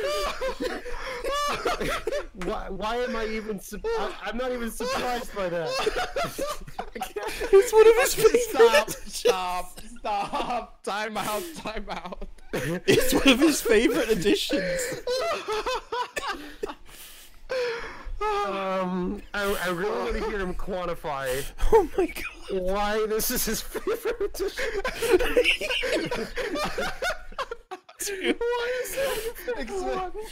This is real. Patrick, explain. I mean, come on, you got the porgs, you got the precious crystal fox boys, you got those little horse llama things. I mean, you got so much to pick from, and it's the titty elephant thing. He's Jesus. He's got to be trolling. No, wait a minute, Patrick. No. This is Okay. Patrick. All right, Patrick. We'll take you seriously. Of weird shit. And The Last Jedi lives up to that legacy. The giant alien cow thing that Luke milks is one of my favorite additions to this whole series. And if you don't like The whole series. Oh my god. I thought he. Man, I was gonna give him the benefit of the doubt and say, okay, at least it's just this movie. At least it's just the Last Jedi. I mean, Jesus Christ! how did you get this one to be your favorite? In all of Star Wars as a saga, the alien elephant titties are the favorite. Wow, that's just that can't you can't. Okay, go on. It has to be a punchline of a joke. Like he can't seriously freaking say this. Milks is one of my favorite additions to this whole series. If you don't like it, no offense, but you have boring taste, and I don't want to be friends with you. What is wrong with you? What is wrong with you? What do you mean, poor taste? You're absolutely insane. You can't be serious, Patrick. You can't. This is insane. Look, you know, it's one thing to say, like, oh, anyone who likes The Last Jedi needs to be, like, killed or is stupid. It's like, obviously that's hyperbolic. He's actually arguing that if you don't like the alien elephant boobs, then you have bad taste. Or boring taste, sorry. Like, oh. I don't know, man. I think I'd rather be boring than, like, whatever that thing is. Jesus. He didn't even try. He was just like, nah, you suck. Did your parents block your access of Pornhub so you have only this movie to vent? Like, fuck. Oh, God. Amazing. He's just gonna skip the argument and just go straight to, look, if you don't get it, you're boring. It's like, okay. Boring taste, and I don't want to be friends with you. I don't want to be friends with you. Okay, he's getting super. Let's let it go on. Let it go on. But also, we've got the fish nuns and a hellmouth. The fish nuts and the hellmouth. What? I missed that. I missed that. I'm sorry. Okay, you know, I genuinely thought, like, okay, maybe we're laughing too early. Maybe he's gonna be like, you see, this is what these haters would say. But no, he's just going with it. He's serious. Dude, he just said the fish nuns and the hellmouth as, like, defenses for The Last Jedi. Like it, no offense, but you have boring taste, and I don't want to be friends with you. You don't want Also, to be we've got the friends with fish nuns and a hellmouth where the movie goes all David Lynch, and those crazy things hanging out on Canto Bight. Nobody's fucking complimenting that in Canto Bight. It was bizarre. It was like, why is there an opera singing chunky alien thing? Do you remember the one that was putting coins in BB-8? It was like super CGI'd. Everyone just watching the film was just like, ooh, this is. Oh, you mean like the little gremlin-looking thing? Which was actually voiced by Mark Hamill, as far as I know, which is the nice fact about it. But yeah, and I'm saying this, obviously not everyone, but most people were citing the prequels when they came to this scene. They were like, this is very prequel-ish, and it was probably because of how much CGI was in it. Even though the prequels aren't all CGI, I'm just saying. Maybe you need to lay off that soy tea, buddy. Hey man, it's giving him great taste that I am jealous of. Don't you want to live in a world where you could enjoy all of these horrible things? But we got the fish nuns and a hellmouth where the movie goes all David Lynch, and those crazy things hanging out on Canto Bight. Oh yeah, Canto Bight. You know, that section of the movie that people hate, where they say nothing happens, it should just be entirely cut out of the movie. No. You defend Canto Bight. So I swear, I might actually lose my mind. This is interesting, right? So when H-Bomber Guy defended Dark Souls 2, a lot of people noted that he chose some really bad arguments instead of the actual strengths of the film. It would be like saying, game, sorry, yeah. So cereal is great because it can power your car. It can act as a shield from the sun if you pour it on yourself. You're like, what do you? No, that's not why cereal's good. It's like, why are you making these arguments? So if you're gonna defend The Last Jedi, there are several things that I personally would pick strategically. Canto Bight and Alien Booby Monster, not high on the list. In fact, I would argue they're pretty much on the bottom. So what are you doing, Patrick? What are you doing? Like, man, people call me the contrarian, but Jesus. At least I think he's arguing for this one at least. Not even go on, Patrick. The Last Jedi, like Canto Bight. Like even that guy who was like shit talking Rags, and he was like, my uncles told me. Like no one cares what your uncle said. What? Like even that guy was like, Canto Bight sucks. It's like, oh, even that idiot. Come on. This is the thing. Loads of people concede. It's like, yeah, Canto Bight was shit. Okay, fine. We're moving on. We're going to talk about the better stuff. It's like, shit. Okay. I cannot. If he, I just hope he does. I mean, We're about to find out, Wolf. Are you excited? Just let him go on. Let him go on. Let Say him go nothing on. happens, it should just be entirely cut out of the movie. I could spend several minutes here talking about how it's important that we see the oppressed people in the galaxy and the hope that the resistance symbol inspires. Yeah. The hope that they inspire when they've been in power for the past 30 years, if you pay attention to the actual film. As if the institution of the Republic did anything for these people except actually encourage the activity. The idea that the Resistance were the ones that were going to save them when they didn't do shit for the past 3 decades. Watch the film and you'll actually understand why it doesn't matter. We could believe that the First Order might be the ones that save these people. We don't actually know if Canto Bight are subservient to the First Order. We actually get told they sell to both the bad guys and the good guys. Did anyone watch this film when they decided to defend it? Like, this is what I get about the references. I'm like, you're inventing the film. This is not what happened. You're insane. Rant over. It just annoys me. Oh, somebody sent a fan art of Terry Crews' series. Of course. Is that on Twitter, I'm guessing? Yeah. Where'd they do it? Yes. Check our Twitter. See it. I could spend several reasons saying why it's, a thing, but then, I'm just not going to do that. I'm just going to talk about other things. Every single time he says something stupid, just show Terry Crews' Siri. That's our counter argument, yeah. Appa, you gotta read. Oh wait, no wait, that's not it. Can you retweet it? I really want to see it, but it's not showing up in my mentions. Alright, I'll retweet it. Someone sent me a picture of South Park when you watch the milking scene in Star Wars: The Last Jedi, and they just photoshopped Patrick Willem's face onto Luke, is it? Or I haven't watched South Park in years. The guy with the mustache, where he was jacking off near his computer and it's just everywhere. Oh, Randy. Yeah. I already retweeted it if you want to see it. Oh, well, I usually don't go on Twitter until the end of the streams because I try to take all the notifications at once then. Yeah, I would retweet it, but I'm banned from Twitter for the week, so. Oh yeah, I don't know if you want to mention that to the people in the stream while you can. Oh yeah, so basically, I said some jokes on Twitter that were very obviously jokes, and I said a word that people didn't like, which wasn't even bad. It was retard, and it's bad to them, dude. Well, people wanted to see the serial. Okay. Well, anyway, it's just because of that. I can no longer use Twitter for a week because Twitter banned me. Yeah, Wolf is so off you're Twitter gonna for have the to week. do without a week without memes. Sorry. He's not ignoring you guys. He's been banned. Actually, you still get PMs, don't you? Yeah, I can still DM people, but it's like, well, who am I gonna do? Who am I gonna DM? Everyone I talk to on Discord. All right then, let's continue. The galaxy and the hope that the resistance symbol inspires. I could talk about how the failures. Can you imagine how much you would hate the resistance? You'd be like, you guys have let us suffer for decades under your rule. We thought things would change when you took down the Empire, but you did nothing. I want to see that movie. Let's see that movie. By the way, 7 minutes in, and I cannot believe I say this, but Jared's review of The Last Jedi makes more sense.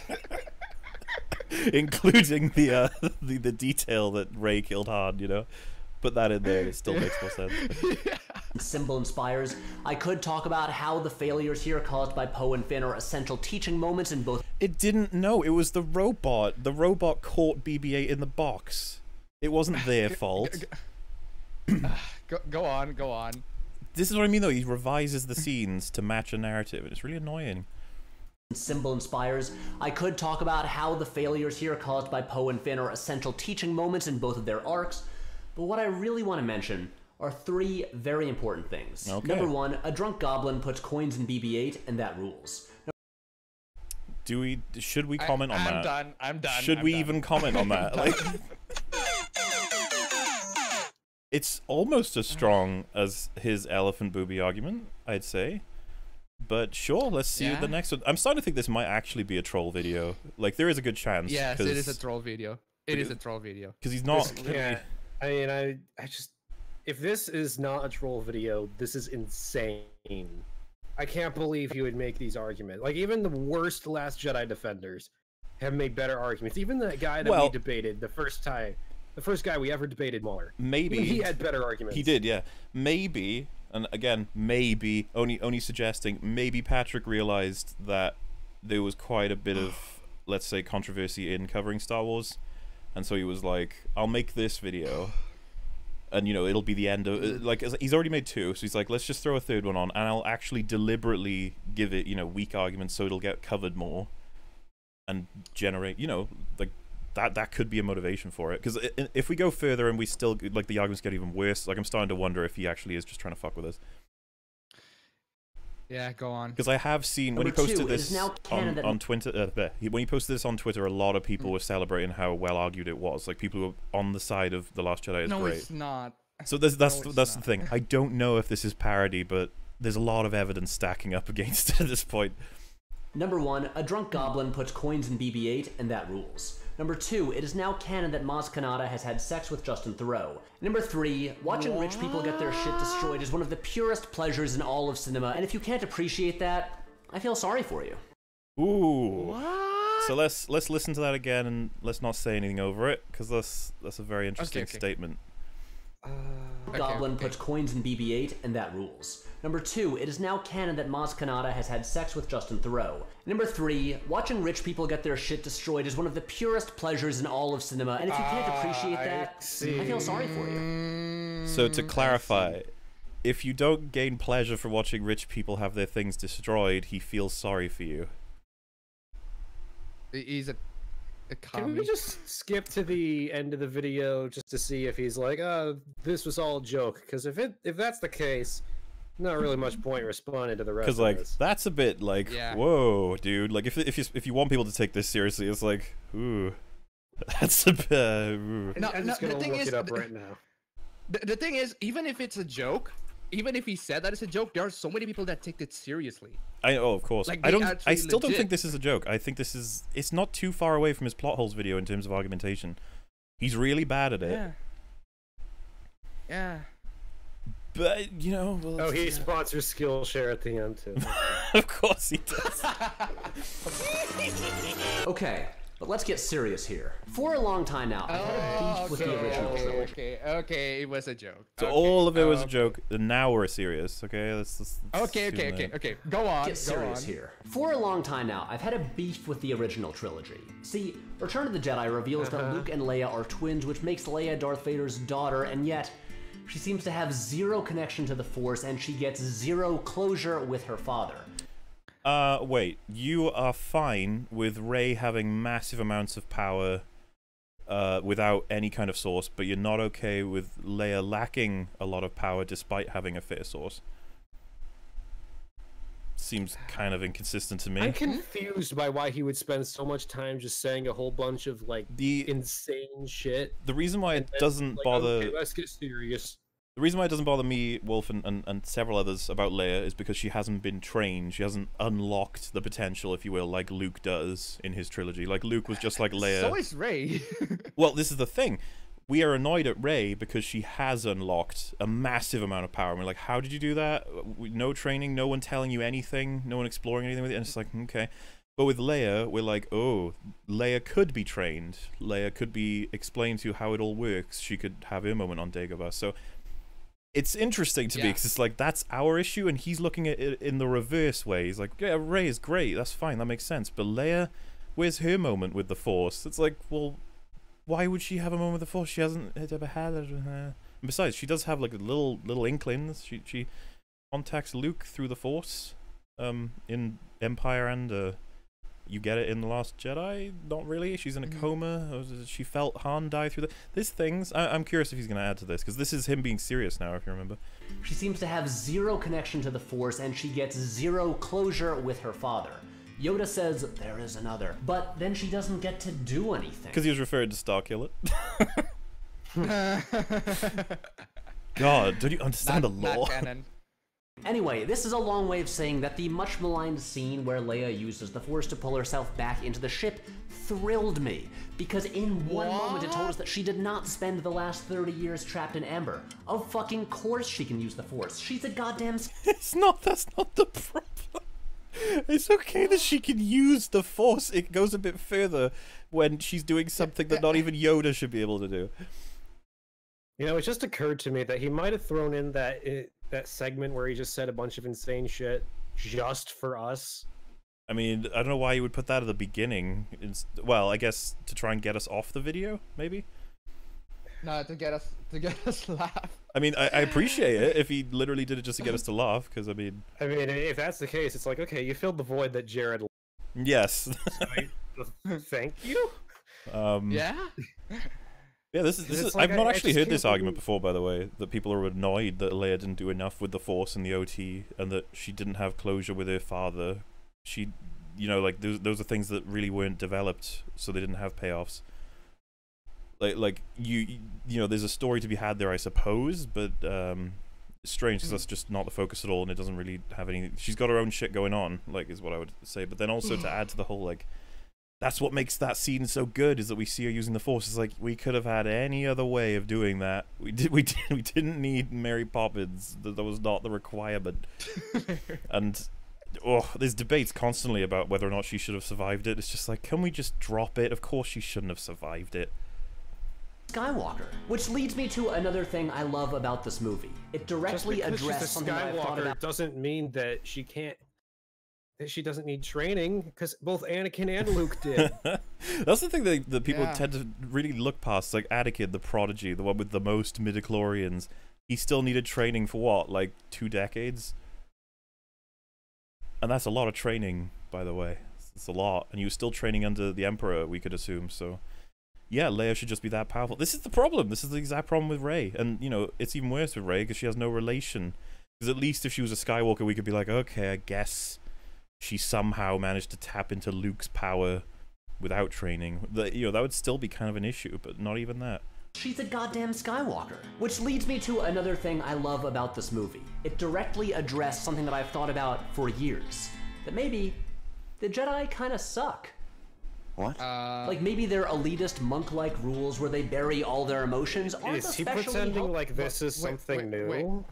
Yeah, That- I think we all were on board. Hasn't that been explored in the prequels? I thought that was the point of the prequels, that the Jedi were bloated and Yeah. they had rules that we Like- didn't really appreciate. From my point of view, the Jedi are. Yeah, like that's kind of Come on, a part. That's a big George part of the Lucas did trilogy. this like 12 years ago. And you know that this is a complicated subject, but it's like, yeah, the prequels are the story of how the Jedi essentially, through their own, you could argue like sort of apathy, like they're so comfortable in their position that you know, there's a snake that rose right in front of them. But let's just see where he's going with this, I suppose. What? Like maybe their elitist monk-like rules where they bury all their emotions aren't especially healthy. And it Who the fuck said that was healthy? Like, no, I don't think Yeah, anybody like- interpreted it as healthy. It has been explored in many Star Wars stories, not just the prequels, but the expanded universe as well. KOTOR exploring it. Do you think Knights of the Old Republic. under the impression is like, do you think Luke was emotionless in the OT? He would go directly against all the teachings of the Jedi in terms of maintaining no emotional attachments. Kind of. I doubt that he even watched the prequels. Like, Yeah, this is strange that he's using the prequels to defend The Last Jedi as well. It's It's odd. those strict rules that led Anakin Skywalker to freaking out and murdering a bunch of kids and becoming Darth Freaking Vader. out is one way to put it. That's, yeah. We'll leave that one go, I suppose, yeah. because he's pretty Yeah, much yeah. on our team for how it's like ridiculous. But And sure. now we know that Luke tried to start a new Jedi Order, and then pretty much the same thing happened all over again. So when Luke said, Not really. I don't think No. Obi-Wan's tried to kill Anakin sleep. Yeah, think it's a I little bit forgot about different that. because, you know, you've got an actual Sith Lord who's orchestrated the destruction of the entire Senate. He is, and then you've got Luke, for some reason, tried to murder his sister and best friend's son in his sleep, and then he decided in turn. Do you remember how that goes? He wakes up. He then locks swords with Luke and pulls the roof down on him. Luke gets knocked out. Kylo then kills every student other than the Knights of Ren and then leaves with them, and Luke wakes up to the aftermath. How insane is that? That Kylo was asleep He woke up to this guy trying to kill him, who's supposed to be his teacher, and then decides, I'm gonna kill everyone here. And not Luke, by the way. He just forgets about Luke. It's like, it doesn't make any sense at all, but it's so quick that people don't get to think about it. Was he just viciously bullied at the Jedi Academy? I mean... They were all just making fun of him because he's so crap compared to Han Solo, who's like epic as shit. They're like, oh my god, like, why are you such a dweeb? And he's like, shut up. I'll kill all of you. Why are you as good looking as your dad? Your dad killed a Death Star. What have you done? It's like, I'll make a new Death Star. It'll be bigger. Well, the explosion will be bigger. Because you just have like Snoke just walks in between the time that Luke's under the rubble and gets out of it, and he's like, "You should kill all of them." He's like, "Yeah, sure. I don't even know who you are, but it seems about right." But yeah, it's the same exact story as the prequels, really. Says the Jedi don't work and should just stop before they ruin things some more. Yeah, way to generalize it. Luke says that the Jedi gave rise to Palpatine, and they were the ones that trained Vader, which is the kind of shit that really bugged me in the film, because I was like, yeah, just ignore the parts where the Jedi were the ones that stopped him. You know, you are that guy.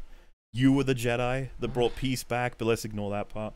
Let's ignore the fact that all the Jedi were betrayed and backstabbed across the prequels, you know, when they tried to prevent the rise of the Sith. Let's ignore that too. Let's just say that the Jedi caused it. Someone said that Kylo Ren is a school shooter. I mean, it's the exact same storyline. People have actually compared him to that. Like, they've said he's... So basically, it's like, oh, so Kylo Ren killed all the people because they didn't have lightsaber control. Oh, got it. Some of you guys are alright. Don't come into the Jedi Temple tomorrow. Like, fucking hell. He knew that Luke was gonna try and kill him that night. Sitting there in the theater applauding and shouting, yes, thank you. But wait, let's slow down a little bit, because that's not exactly what's happening here. Despite what Luke says at the beginning, the movie doesn't actually think the Jedi should end. After all, at the end, after Luke has learned and grown, he straight up says, I will not be the last Jedi. That doesn't mean that he supports the idea that the Jedi should continue. He just points out the fact that he's not the last one. But it's besides the fact that, yeah, the idea that the Jedi are broken is terrible from Luke's perspective. It doesn't even make sense. Like, one of my issues with Luke's character in the film. The movie doesn't want the Jedi to end, it wants them to evolve. This whole movie is about moving on from the past. I like The Force Awakens, and I think it does a great job introducing interesting new characters, but the movie is obsessed with the past. It brings back the original status quo and the original conflict, and it's structured around... Well, no, Force Awakens kind of did that, but The Last Jedi have obliterated them again, quote-unquote. You know, they've destroyed their entire army of Star Destroyers and ripped the what was it called? The Supremacy in half. So, like, we don't even know if that's actually going to have an effect on the First Order. I guess we'll find out in the next episode if that actually matters, or if they just have another fleet of Star Destroyers, because... But, yeah, I would blame The Force Awakens for resetting the status quo more so than The Last Jedi. The Last Jedi did new things, guys. We can appreciate that. Story beats we've seen before, and full of images we've seen before. But The Last Jedi moves forward. Maybe he was saying that that is the case. Is he saying that The Last Jedi is progressive? Well, he's saying it moves forward. And he did mention that they did stick it to the 1%. Don't forget that. I'm going to spend 10 minutes explaining how immaculately crafted the character arcs are, because that's all covered in a great video on the channel just right. Saw a car in the background that's not realistic. Oh no! I was gonna say, Wolf, how are you not reacting? Let's just hear that again. Let's hear that again. Forward. I'm not going to spend 10 minutes explaining how immaculately crafted the character arcs are, because that's all covered in a great video on the channel just right that you should go watch. So, to clarify for you, Patrick, since you are completely unaware, one of Just Right's points were about Poe and how he refuses to learn, and how Holdo keeping the information from him was due to the fact that she couldn't trust him. We had a debate with him, and we got into the point of being silent when we actually explained how it doesn't make any sense at all for her to hold that information. So maybe that video isn't as well crafted as most would think. You know what? We should cover that at some point, because we never actually did. We covered his video explaining reader response theory, but we never actually did that one. We could put that on the list. Yeah, that would be good. But I thought you did cover this one though. No, I've seen it, but I've never watched it on like a stream or anything. But yeah, the true reasoning behind this, by the way, is that they promote each other's videos. I don't think they actually give a shit, really. It's more about you scratch my back, I'll scratch yours. Because if you remember, Just Right promoted his video on plot holes. What are you doing, Wolf? Well, see, this is interesting. Oh, that's what you're trying to get. Well, maybe I don't know. Maybe, I mean, you could leave it. It's okay. I think most people in this stream have probably seen that anyway. If you haven't, look for the Just Right debate on Dishonored Wolf's channel. But yeah, the biggest thing with Just Right was that he told us was that he kind of regrets making his Hobbit series because he didn't want to take anyone's enjoyment of the films out of them, which is kind of a sad sort of regression of his channel, being that he wanted to celebrate good writing and criticize bad writing. Now he only wants to celebrate good writing and proper bad writing, even if it's bad. Like it doesn't really care as long as it made people feel stuff. So it is interesting that this has come full circle now, because he was promoting Patrick and now Patrick's promoting him. I guess that's just a back and forth. Why not? They're friends, I guess. Yeah, I'm not saying they probably talk to each other. Patrick won't, though. I'll give Just Right this. At least he had the balls to come on and talk to us. Patrick has outright admitted on his Twitter account that he will not talk to people that he doesn't have respect for. Yeah, and then it's developed into like people he agrees with, basically. And that's the thing. He literally just outright admitted that he lives in an echo chamber. And that's the thing. There are some people.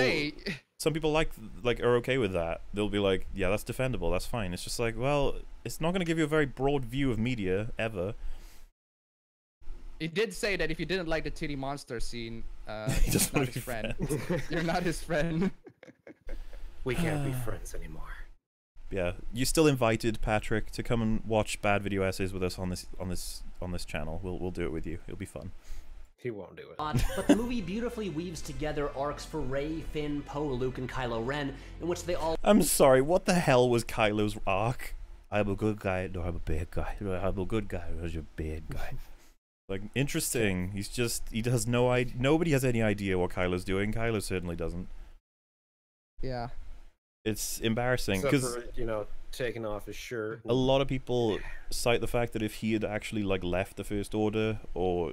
you know, done his own thing, become a lone wolf, and be like, oh, that could be interesting. I wonder where he's gonna... It's like, no, he just literally, as soon as Rey leaves, is the de facto Empire again, and just starts assaulting Hoth, because why not? Kylo Ren.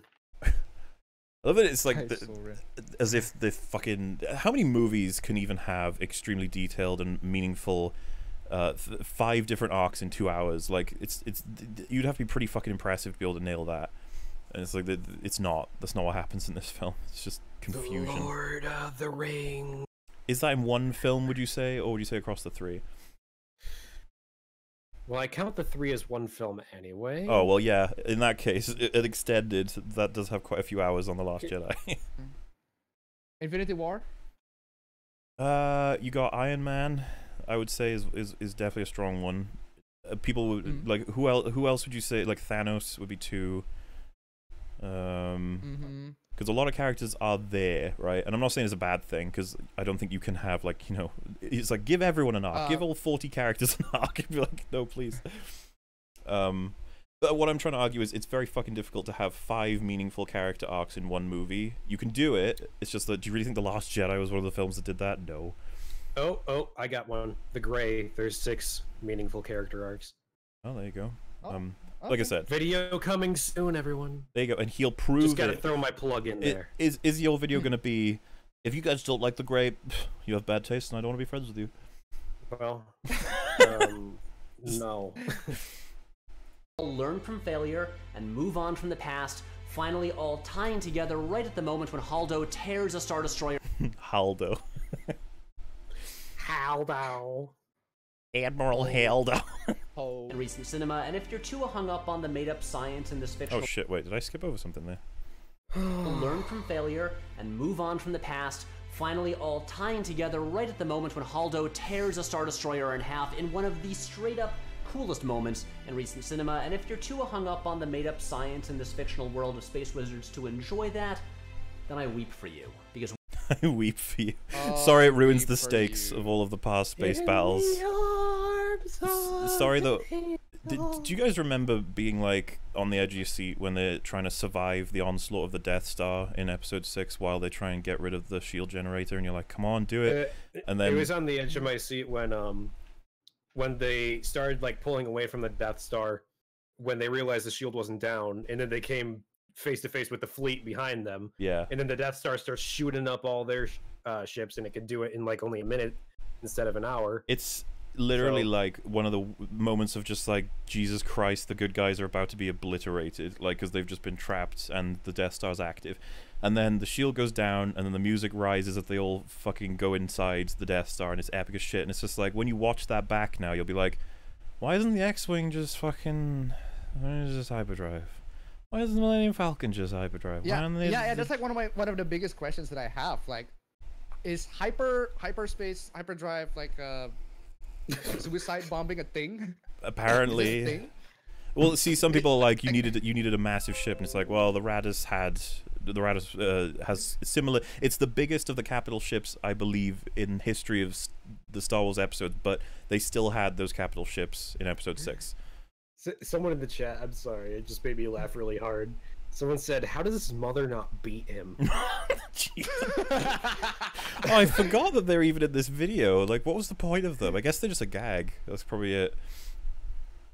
But yeah, that's he's saying like, oh, I feel sorry for you if you can't, you know, get over the science part of it. And I'd be like, normally it would be fine if this was the only movie in the fucking series, but unfortunately it ruins the stakes in the old one if I take this one seriously, which you can fucking guarantee I won't be. It's the logic, it's the consistency between the films that we have issues with, not necessarily the science of it.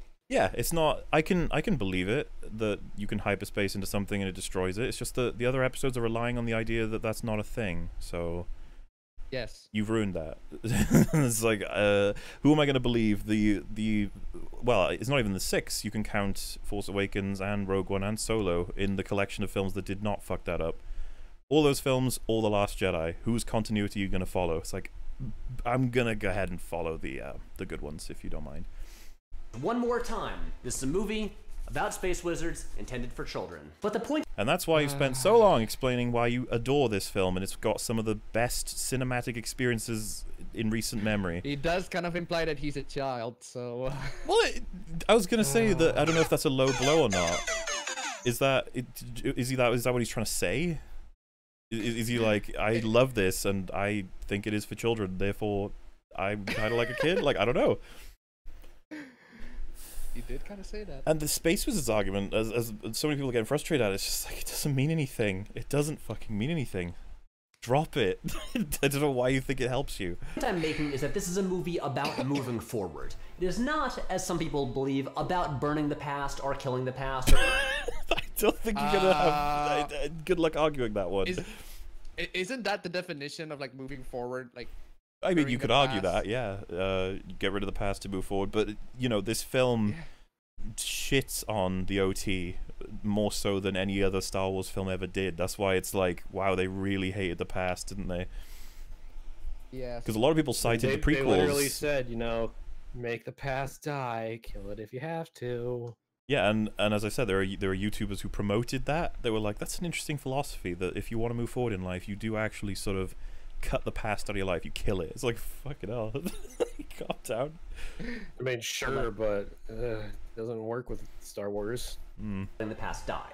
Kylo Ren, while probably the best new Star Wars character since Yoda... People keep saying that. No. Also, wait, why is he bringing Dexter Jester into this? I've got to see what the reasoning is for burning that. the past or killing the past or letting the past die. Kylo Ren, while probably the best new Star Wars character since Yoda, other than Dexter Jester, of course, is a... Okay, well, at least That he was like a joke. understands. That was clearly a joke. Yeah. At least he knows that Dexter... Well, no, that's not a joke, because Dexter is the best character in the Star Wars expanded universe. I'm just saying, we need a Dexter Star Wars story. But okay. There's a lot of people. I Hate Everything is one of the people that says that Kylo is the best character across the saga.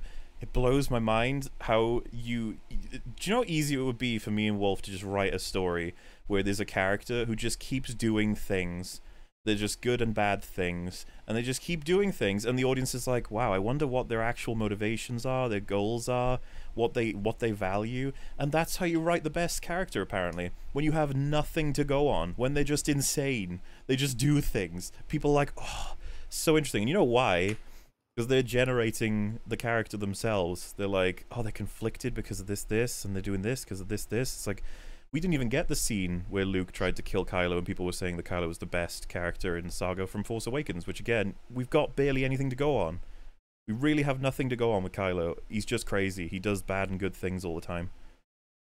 Yeah, He was to like, say that he's the best character on the new trilogy is not saying much. he's like a psychopath at the end of Force Awakens, like trying to destroy everything, kill everyone, despite even with the wound. And then like throughout The Last Jedi, he's like, so I guess I am kind of a monster, but did you know that that's because of Luke? And it's like, what the? Why are you? You were like an Imperial dreadnought man, being like, I'm gonna kill everybody who opposes me. But now you're like, you know, I may be a bad guy, but Luke's not exactly a good guy. It's like, what the fuck? And then it's like, oh, he's so layered. He's so complicated. It's like, sure, People fine. in the chat are pointing out he's pretty much just a really bad knockoff of Jason Solo from the books. I don't really know much about Jason Solo, but Yeah, I've definitely heard that before as well.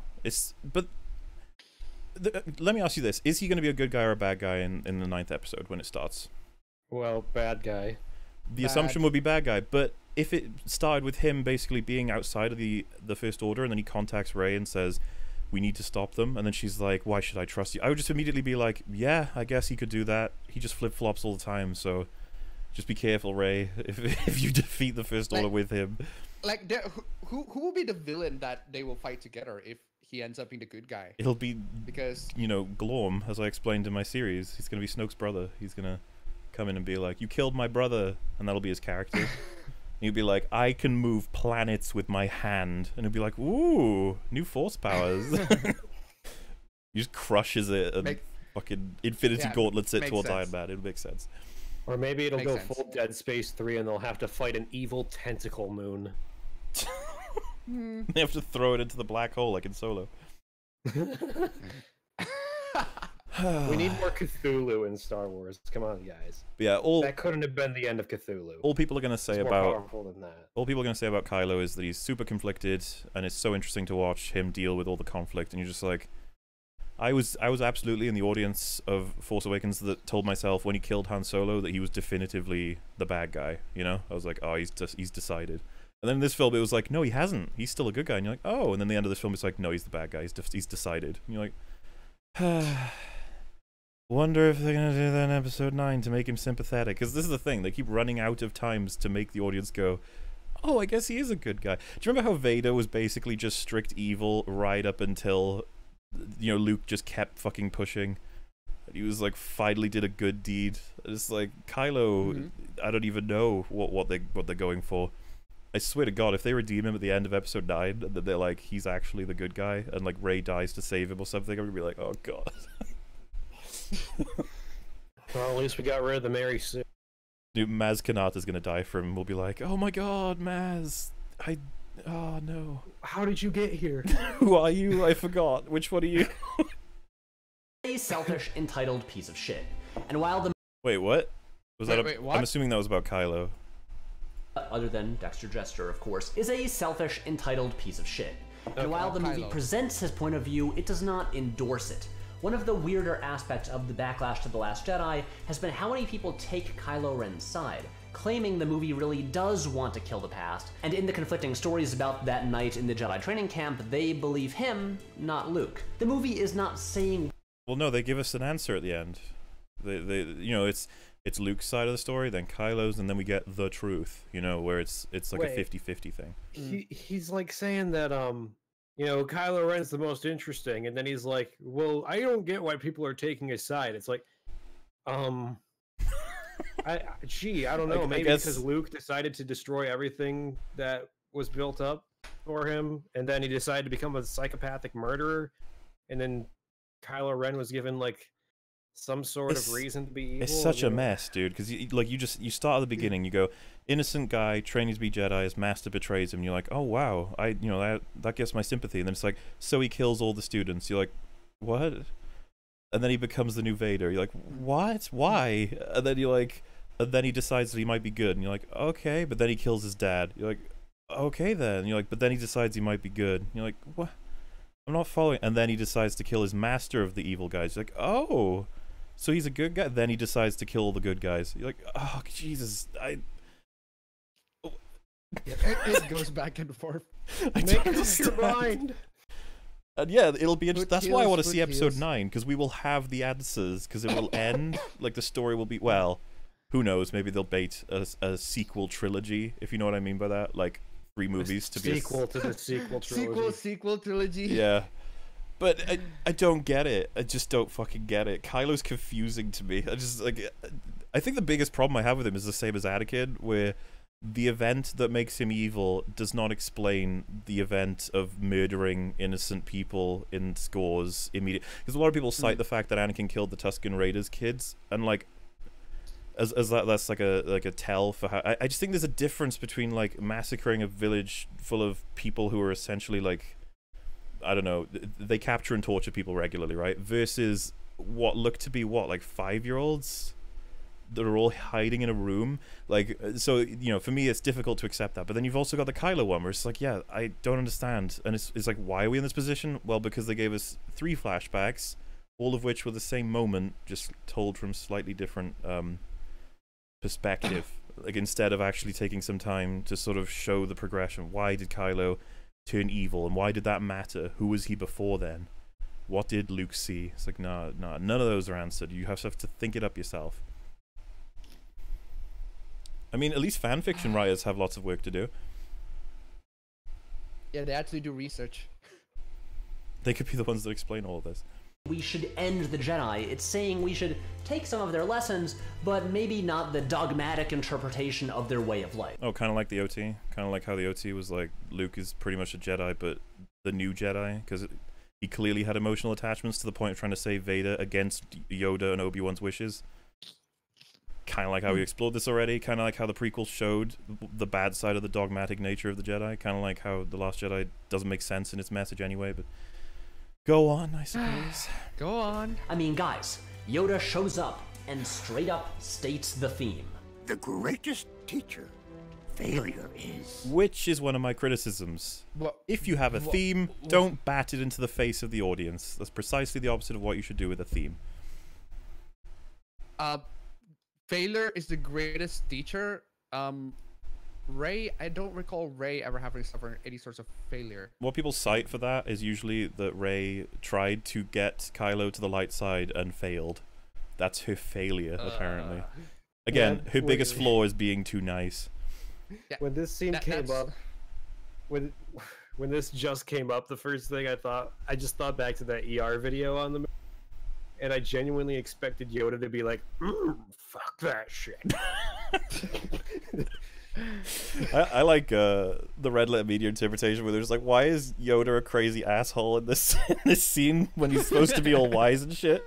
He's like playing the character he was when Luke first met him, where he's just like, destroy everything, burn the temple.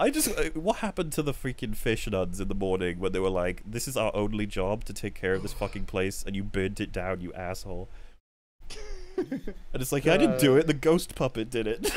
Like, oh sure. I just like that ER has pretty much replaced the bad memories of this movie with some happy ones.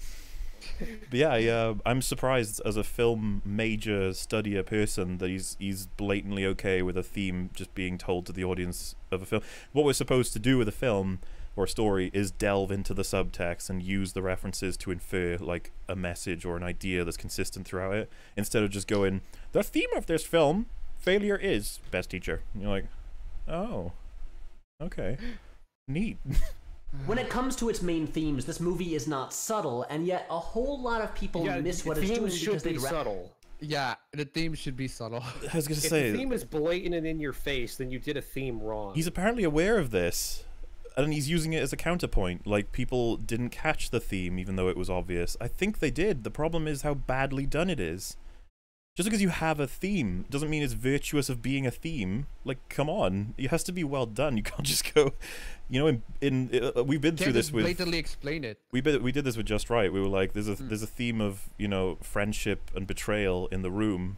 Like, does that mean does that mean the room is incredible now? It's like, and I think Just Right was like, well, you know, there are some people out there who think the room. As soon as he said that, it was like, okay. Yeah, it's done. It's over. He wants to say that The Room is a masterpiece by his subjective standards, so sure, whatever. Failure is. When it comes to its main themes, this movie is not subtle, Doesn't and even yet a sound whole like lot of Yoda. people miss what it's doing because they'd rather obsess about how, I don't know, force fields work. Now, while... What? What? What are you talking about, you blithering idiot? I thought he was going to reference the lightning from Yoda. That would make more sense, but no, he went with force fields? I can't even think of a thing. Were there force fields in The Last Jedi? I'm not sure what he's referencing. Maybe the gravity part of the bomber, that they would have been they're supposed to be a force field? I mean, there should have been.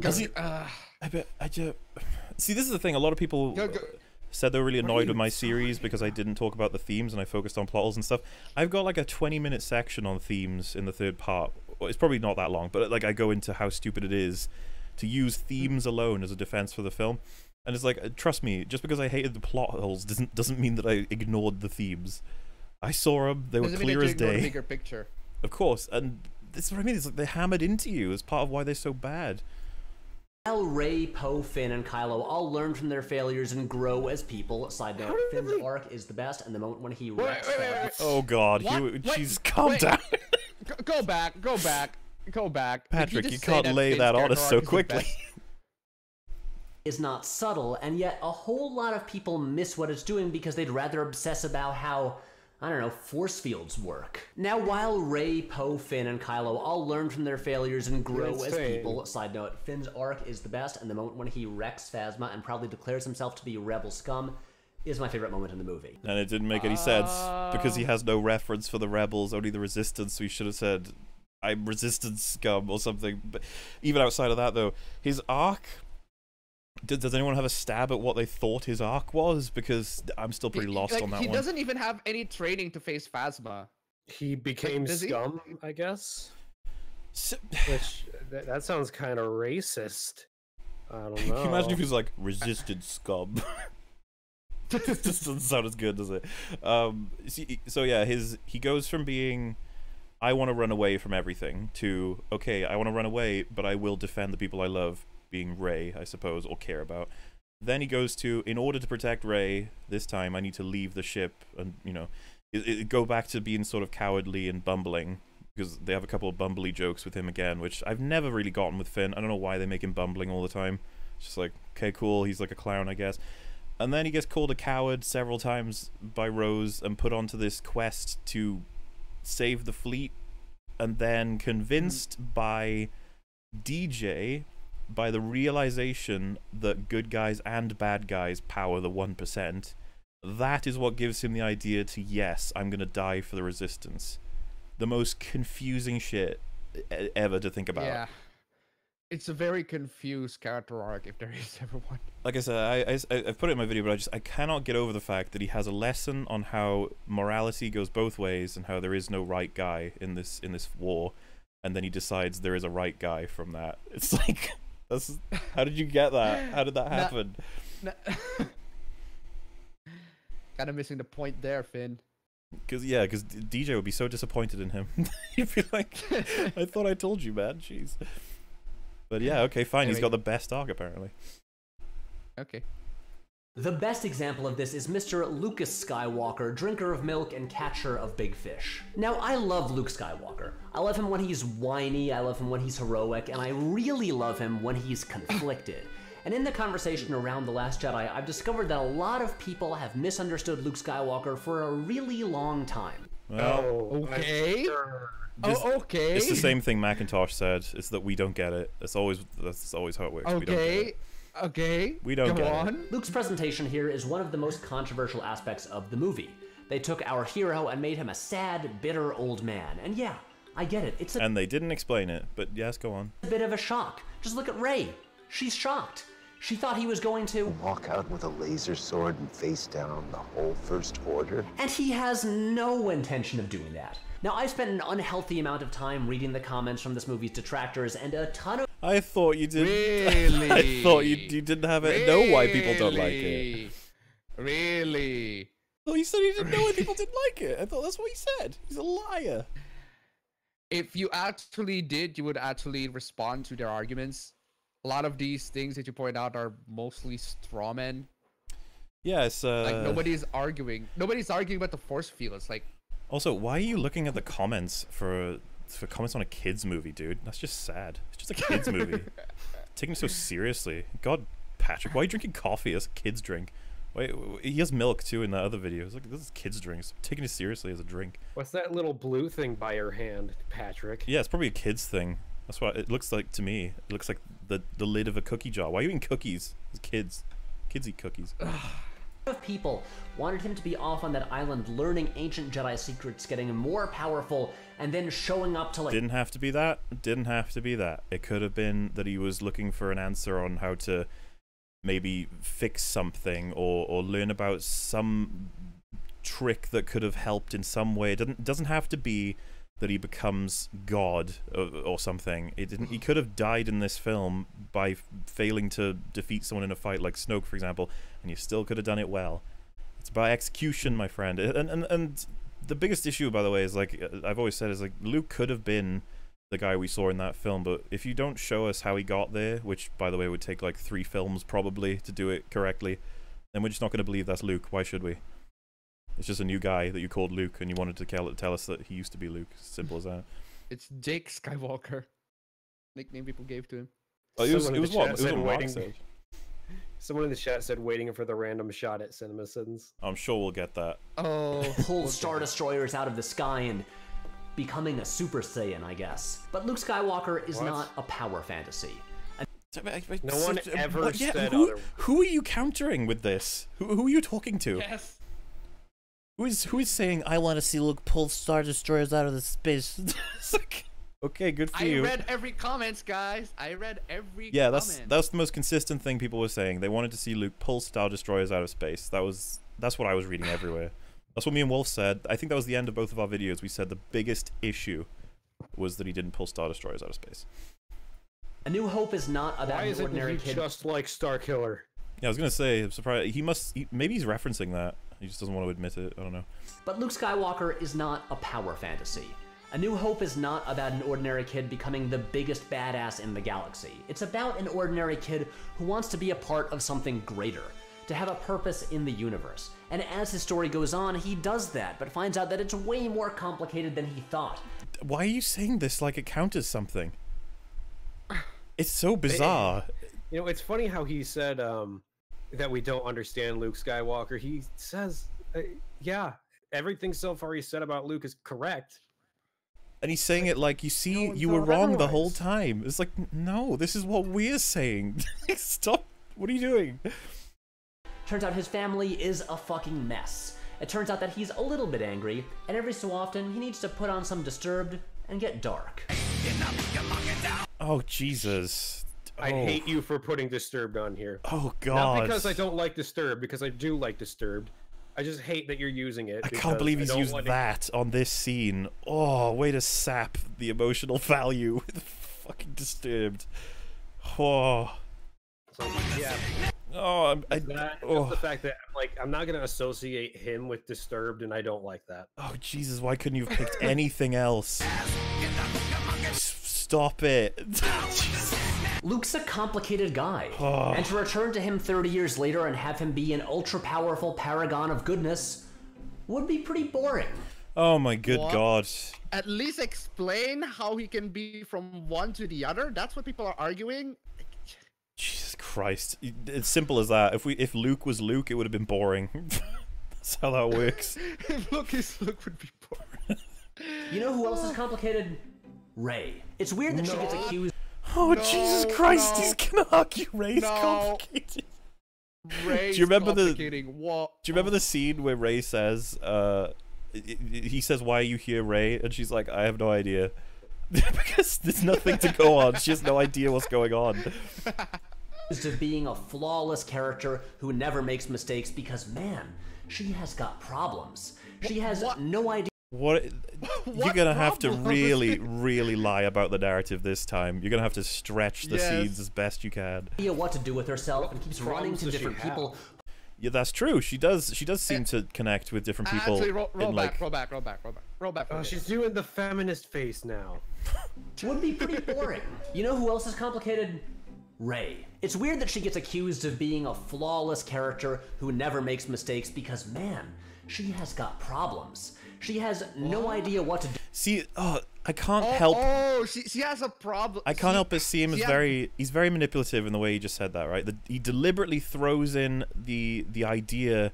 So instead of saying, people are saying that she has no flaws and they cite these as reasons, I'm going to argue against that. Instead of that, he skips over those people as if they're irrelevant. He's like, man, does she have so many flaws? It's like, no, you know that is the complete opposite of the most common thing said about Rey.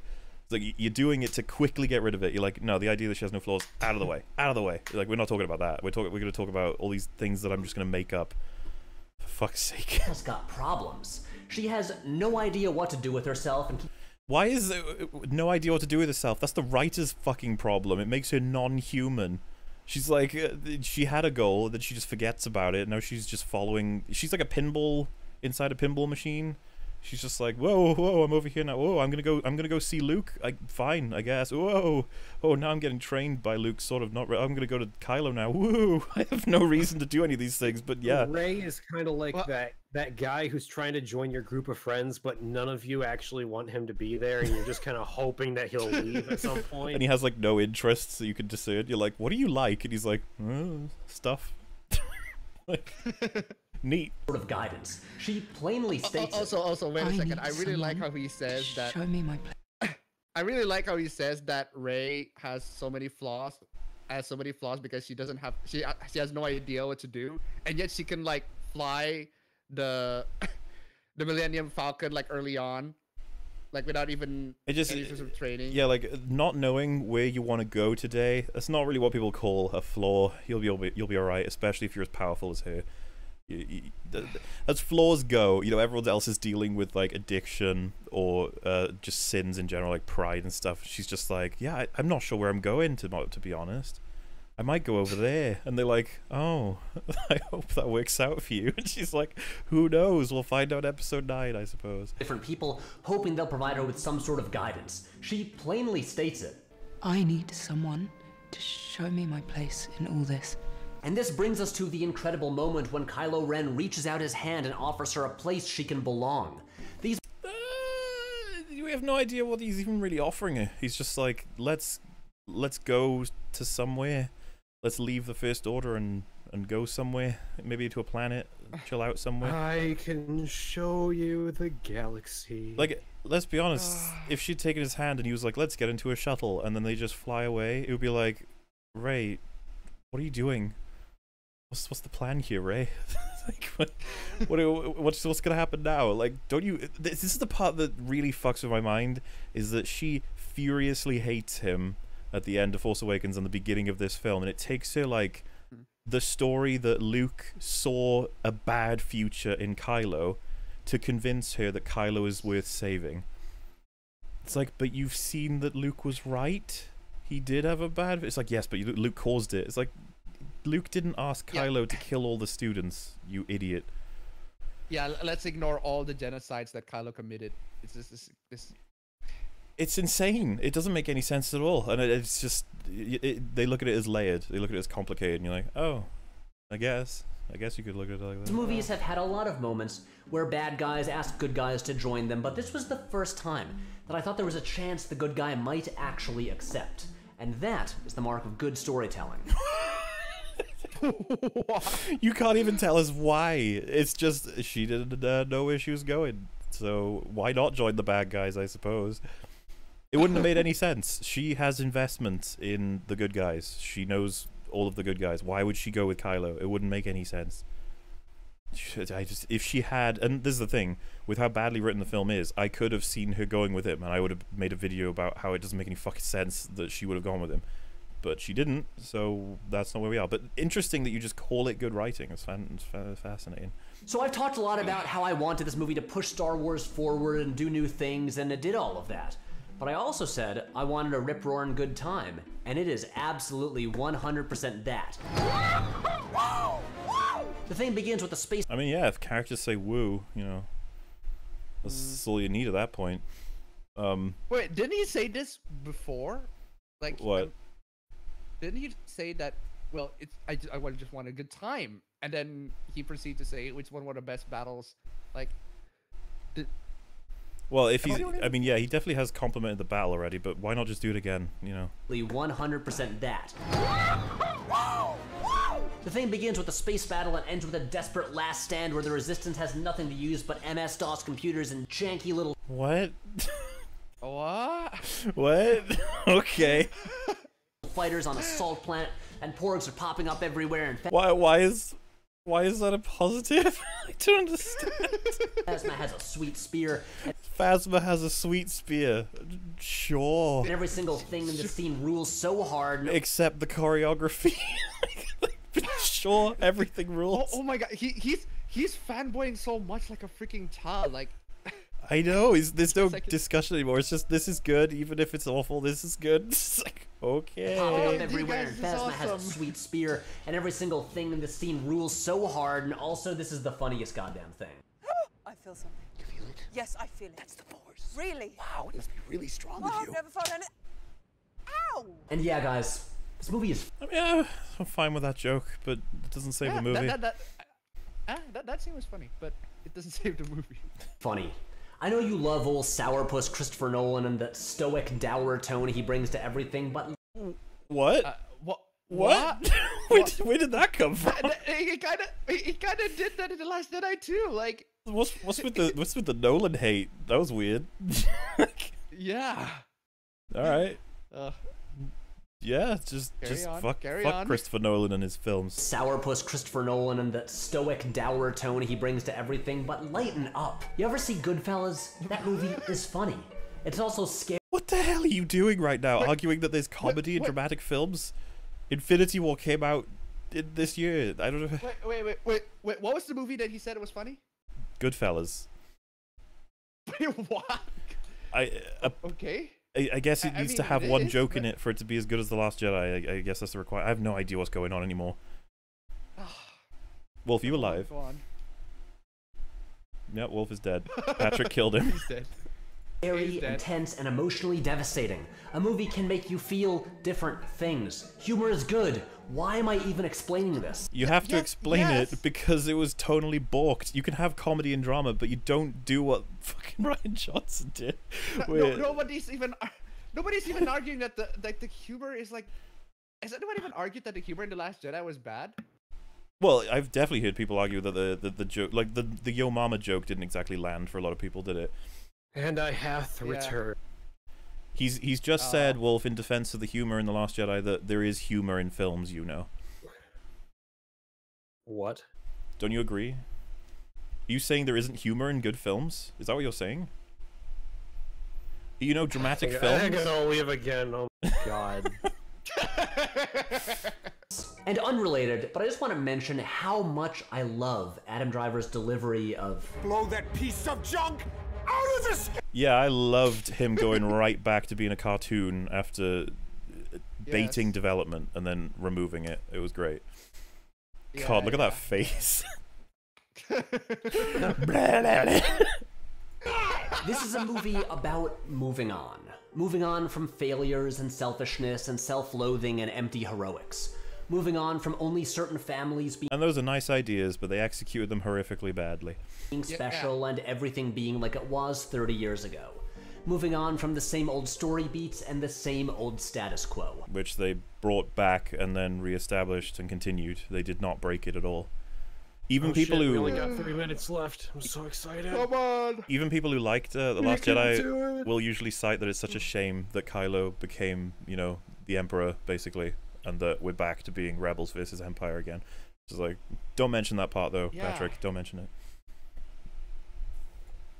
I love Star Wars. I love the world and the characters and the feeling I get every time that the title hits the screen as the fanfare explodes out of the speakers. And watching The Last Jedi, I was hit by a thought. For the first time, I could see this story continuing for decades to come. Yeah, they can run it right into the ground, mate. You are right. We should stop. They're gonna make There's millions. a point where you have to stop. That would, dude, I'm not even kidding. When I saw that scene, my takeaway was, oh, they have an excuse to make 1 million Star Wars films now. That's the only reason this scene exists. You know, you can't just keep a series going forever because it tends to turn into shit every time. What long-running series... Well, funnily enough, James Bond is just up and down and up and down. Like, there's good ones, bad ones, good ones, bad ones. The latest one was awful, as far as I know. I haven't actually seen it. Yeah. Spectre, it was bleh. Yeah, a lot of people didn't like it, but there's a new Bond coming, as far as I know. Well, yeah, but doesn't James Bond... I'm not at all familiar with the James Bond films. Isn't it, like, it's not all the same continuous story? It's more like... It's almost a genre. It's practically just a spy. Yeah, so, like, each film is only it's connected by genre, like, really. More like superhero films in that sense. Yeah. So it's not just the same continuous story. At some point... You can't continue the same story forever and ever and ever and ever and ever. You can't. Well, obviously, they can jump to another part of the galaxy or universe even and have no references to any of the characters that we know and love or whatever. Which, by the way, I'd be on board with because you can just make something with Star Wars. I don't know, rules in the universe. Obviously, because the Force is quite a fun thing to mess around with. Bounty hunters are cool. You can make loads of alien things. But like, no, if they carry on with Rey, it's just gonna go on and on. And this is the thing, I think some people on this planet thought that maybe we could fast forward by 1 million years and we have like thousands of Star Wars films, and you know what, maybe more than half of them were good. Maybe that could happen. But like, The Last Jedi has fucking killed so many people's investments. It's like, no, I'd rather you just stop making them now. Yeah, like Solo Bomb, for God's sake. Like, it's the how Solo Bomb, it's astonishing. Like, also, it's funny. Star Wars. You'll find a lot of people are like, bombed. Oh, so it made 420 million or whatever, and you consider that bad? It's like, you judge it by how much they spent. Like, that's how it works. Yes. If you spend 250 million on fucking marketing, then any film is going to make a lot of money. I mean, assuming you can make a good trailer instead of it being god awful. But yeah, you know, it's interesting. We'll genuinely, I think the damage The Last Jedi has done will be found in the box office for Episode 9 rather than Solo. But Solo definitely shows blood in the water, if you will. Yes. It was the moment in the Battle of Crate when the Millennium Falcon arrives with Chewie in the pilot's seat and Rey operating the gun turret. My mind flashed forward years from now, and I thought about how we'll talk about Star Wars in terms of eras. There will be constants through the series. The Millennium Falcon will remain, but we'll talk about the era when Han Solo owned it, or the era when I hope it doesn't. Or when L3 piloted it. Never remember that era? Or when L3 became it. Oh, all of it. Great. Jesus. Rey did. And this was all because of things The Last Jedi did. This was no longer a story about special people from a few select bloodlines. That's not what... That was never the restriction. It was never... What bloodline did Anakin have? Born out of nothing. And then, literally. What about all the people on the Jedi Council? Were they all from Skywalker's lineage or something? Like, come on. That's not what they were saying. He was just legendary to... He was prophesied to be the most powerful Jedi. And they judged it by midichlorian count or whatever. Maybe that's potential. I'd have to look at the actual explanation for it because I can't remember. But the prequels and the OT never said you have to come from a bloodline to be powerful, or to be a Force user. Let's say that's not a thing. You're inventing that. The Last Jedi didn't change shit. The Force works. Like, I love how they changed the narrative to that. Our complaints are not that. It's that we... This is crazy, I know. But we like the idea that you train, practice, and become better at a skill. That's cool to us, because we relate to that. It's something humans have to do pretty much across the board. Anything you want to do, you have to get better at it by doing it. It's a thing. You don't just automatically become the best fucking carpenter in the world. I actually really like the idea. I actually really like the idea of like new people from different parts of the galaxy just becoming legendary based on their own merits rather than lineage. Like, People really like that idea. It can happen. People That's the want thing. It was It never can like happen. you can't have it. This is the thing. They could have traveled to a planet where there was a Force-using guy, but he wasn't like a Jedi, and he could just be like he's the warrior of this planet or something like that. There's the originals never said you couldn't do that. Simple as that. He's like, no, the Last Jedi opened it up. It's like This was a story about a whole galaxy, and the people. It was a story about a space chase at a casino world. That's what it was about. There's no galaxy in there. Are you kidding me? The one thing that everyone pretty much universally agrees upon with the Disney trilogy is that they've made an enormous universe feel extremely small, and that everyone happens to bump into each other like they're all at the supermarket. But this is the thing. The Force Awakens did this better, where they made it at least kind of feel like you were in the same galaxy. Yeah, they gave us Takodana was a planet they went to, and then we had the Death Star planet. That's something. I guess we got Crate Wolf, so you can't complain about Hoth 2.0. All right. People who shape its future could come from anywhere. They could be anyone. From here, Star Wars could go anywhere. And It always could, you piece of shit. It was never limited in the first place. Should it really be anyone can just do everything, though? Well, that's the Doesn't that just difference. He's kind of arguing as if our problem is that anybody can become Darth Vader now, and he's saying, yeah, that's great that anybody is allowed to use power and train. It's like, no. We're saying that they skip the part where they become it, they just are it, and that's the problem. We're fine with anyone becoming powerful over time. Just, you have some goblin who's like in a sewer and he realizes he can actually move something if he really concentrates, and then we have a whole movie about him getting powerful, and then he starts his own religion, and then the Jedi are like, no, you're a Jedi, and that could be a story. I want to see the Goblin Man fight the Jedi. There's my Star Wars story. There you go, Disney, make it. I'm on board. Goblin Man. I want a Sith movie on Korriban. That'd be great. I want a horror movie in the Star Wars universe. Gimme. Oh, that's Star Wars Death Troopers. Not a movie, it's a book, and it's literally just Dead Space, but Star Wars. And that's what I would say is actually doing a job of getting outside of what Star Wars is, more so than The Last Jedi. The Last Jedi was just like a mess. Like somebody who likes the Star Wars, but thought that loads of it was wrong. Like, oh, they did this in the originals, and I didn't like that, so let's fix it. It's like, no, please stop it. Stop him. Each time I watch it, I found that idea more and more moving. I don't care who that kid with the broom is. It doesn't matter. What I do care about is the hope and determination I see in his eyes. I don't know, he looks pretty bored to me. Where's the hope and determination exactly? It's so I go over it in the videos, like, it's so dumb that he gets so inspired by the story from Luke when the only people who could tell it would have been from the perspective of the Resistance. All they saw was him walk outside. They don't really see what happens after that. They just like have to assume. And then from the perspective of the Stormtroopers, it's like, oh well, he was a ghost. He was a hologram. Yeah. I don't know what. Prediction. And someone's like, oh, that sounds really heroic. It's like, I don't know what it was. he was there and then he was gone. I don't know. Like, why would kids get inspired by that compared to the story of Luke and his friends taking down the Death Star twice and obliterating the fascistic government? Like, how are they even remote?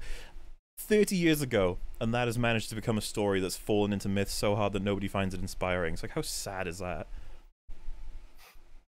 You're a Jedi, Harry. Ever since George Lucas made that first film, Star Wars has been about how an ordinary person can escape their circumstances and become a part of something greater. And The Last Jedi is a movie that understands that. Okay, and now because I couldn't find a more natural way to incorporate them into the speech, I want to just mention a bunch of random little things I love in this movie. The incredible texture and color palette of Steve Yedlin's cinematography, John Williams' score, and how he weaves together countless leitmotifs from the entire things that you could say about pretty much all the Star Wars films. Or any film in general. Yeah, a lot of mainstream, highly budgeted films these days. And I'm not even saying that as a criticism. I'm saying that when you have a very high budget, you can afford the very best lighting and camera and CGI artists. And I'm not saying that their craft isn't appreciable. It is appreciated, but it's unfair because the people who make indie films, who only have them, two friends, and $10 to make a film with, but have an incredible story, by this guy's standards, it would be like, nah, it was shit. And then he's like, the shit. Someone in the chat pointed out that this contradicts what he said because apparently he said that the score was boring and forgettable. Did he? Wait, really? When? Did he? I don't know. It was just someone said it in the chat. I don't know if it's actually true or not, to be honest. Yeah, because I was gonna say he didn't say it in the plot holes video, but I haven't seen all of his Star Wars stuff. Line. Wipe that nervous expression off your face, 3PO. The Giallo-esque design of Snoke's chamber, R2's cheap trick, when the Porgs are poking at the lightsaber, when the sad Porg looks at Chewie, when the Porg screech. Oh god, okay. Dude, this is all good stuff about the movie. I'm sorry, but if you just they're small. If you just listen off the Porg moments, I'm starting to like be like, oh, that's what you're looking for. Okay. The superficial. To be fair, these are small. Things. Yeah. Music small things that you like. Music, visuals, and music Porgs. isn't small. No, I'm saying he's listing music things. Music isn't small. He's listing everything outside of the fucking writing. We're just like, oh. I mean, I'm pretty sure everyone is in agreement that the movie didn't sound good. So I thought this video rather was supposed to be explaining the things that people are more contentious about, which is the story. No one's really contentious about like I got frustrated. how good some of the shots are. I got frustrated at some of the music because it was like, I got the whole, you know, like if it was a great movie and then they referenced the old music. You're talking about how they reused the Death Star run. But like, if I liked the film, I might have enjoyed that. But because I was getting so frustrated, I was like, don't you fucking take their music, put it back. It's not yours. Yeah, it's not that I disliked the music. It's just that like most of it was just remakes of songs we already had in the previous movies, and everything that was new didn't stand out enough for me to remember any of it. Just during battle, when the Porg hits the window, when Jesus Christ, he's actually gonna cite every single Porg thing. Chewie swats the Porg off the dashboard. The Porgs are great. Every Porg. Oh jeez, man, you're like Disney's favorite customer. Like they made this for you, I think. But remember, he said he's not a shill, and no reviewer ever shilled. No? I mean, not a shill. But he also said this is meant for children. I don't know what we're supposed to It's assume. meant for him. This was meant for him. Yeah. But Yoda, the way DJ wears his boots around his neck, the way DJ wears his boots around his neck. And this is the guy who's saying that we need to stop trying to critique films because we don't know what we're talking about. Okay. What does DJ wearing his boots around his neck add to his character at all?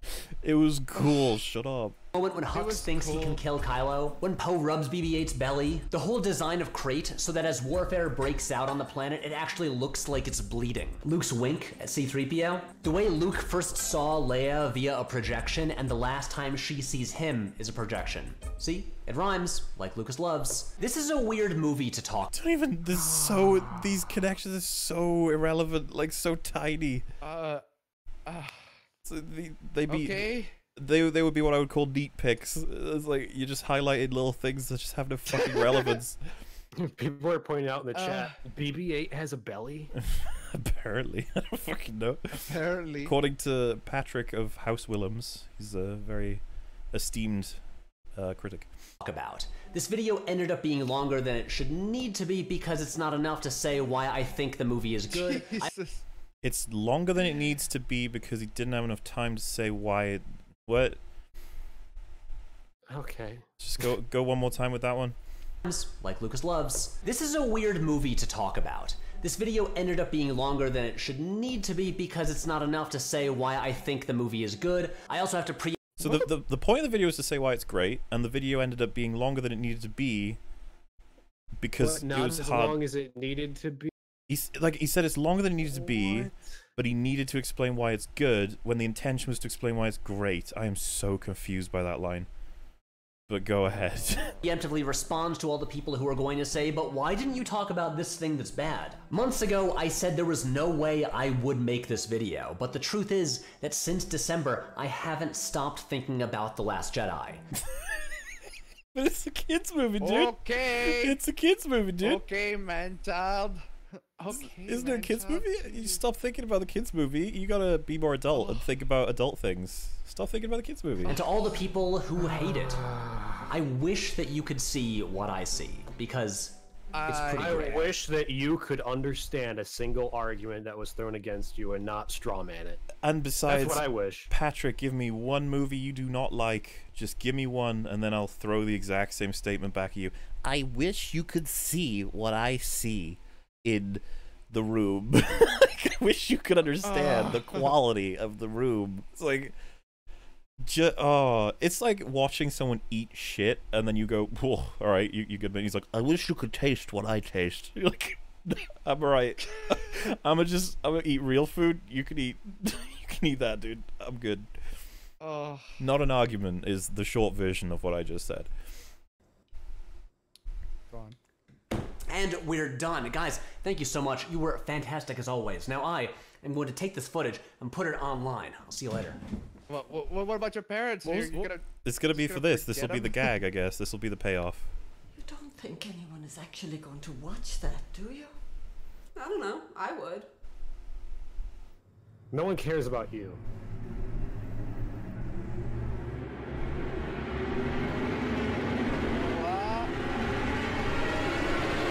Ow.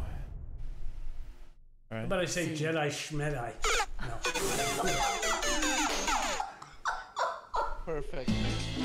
No. Oh, okay. All right, I think that deserves another one.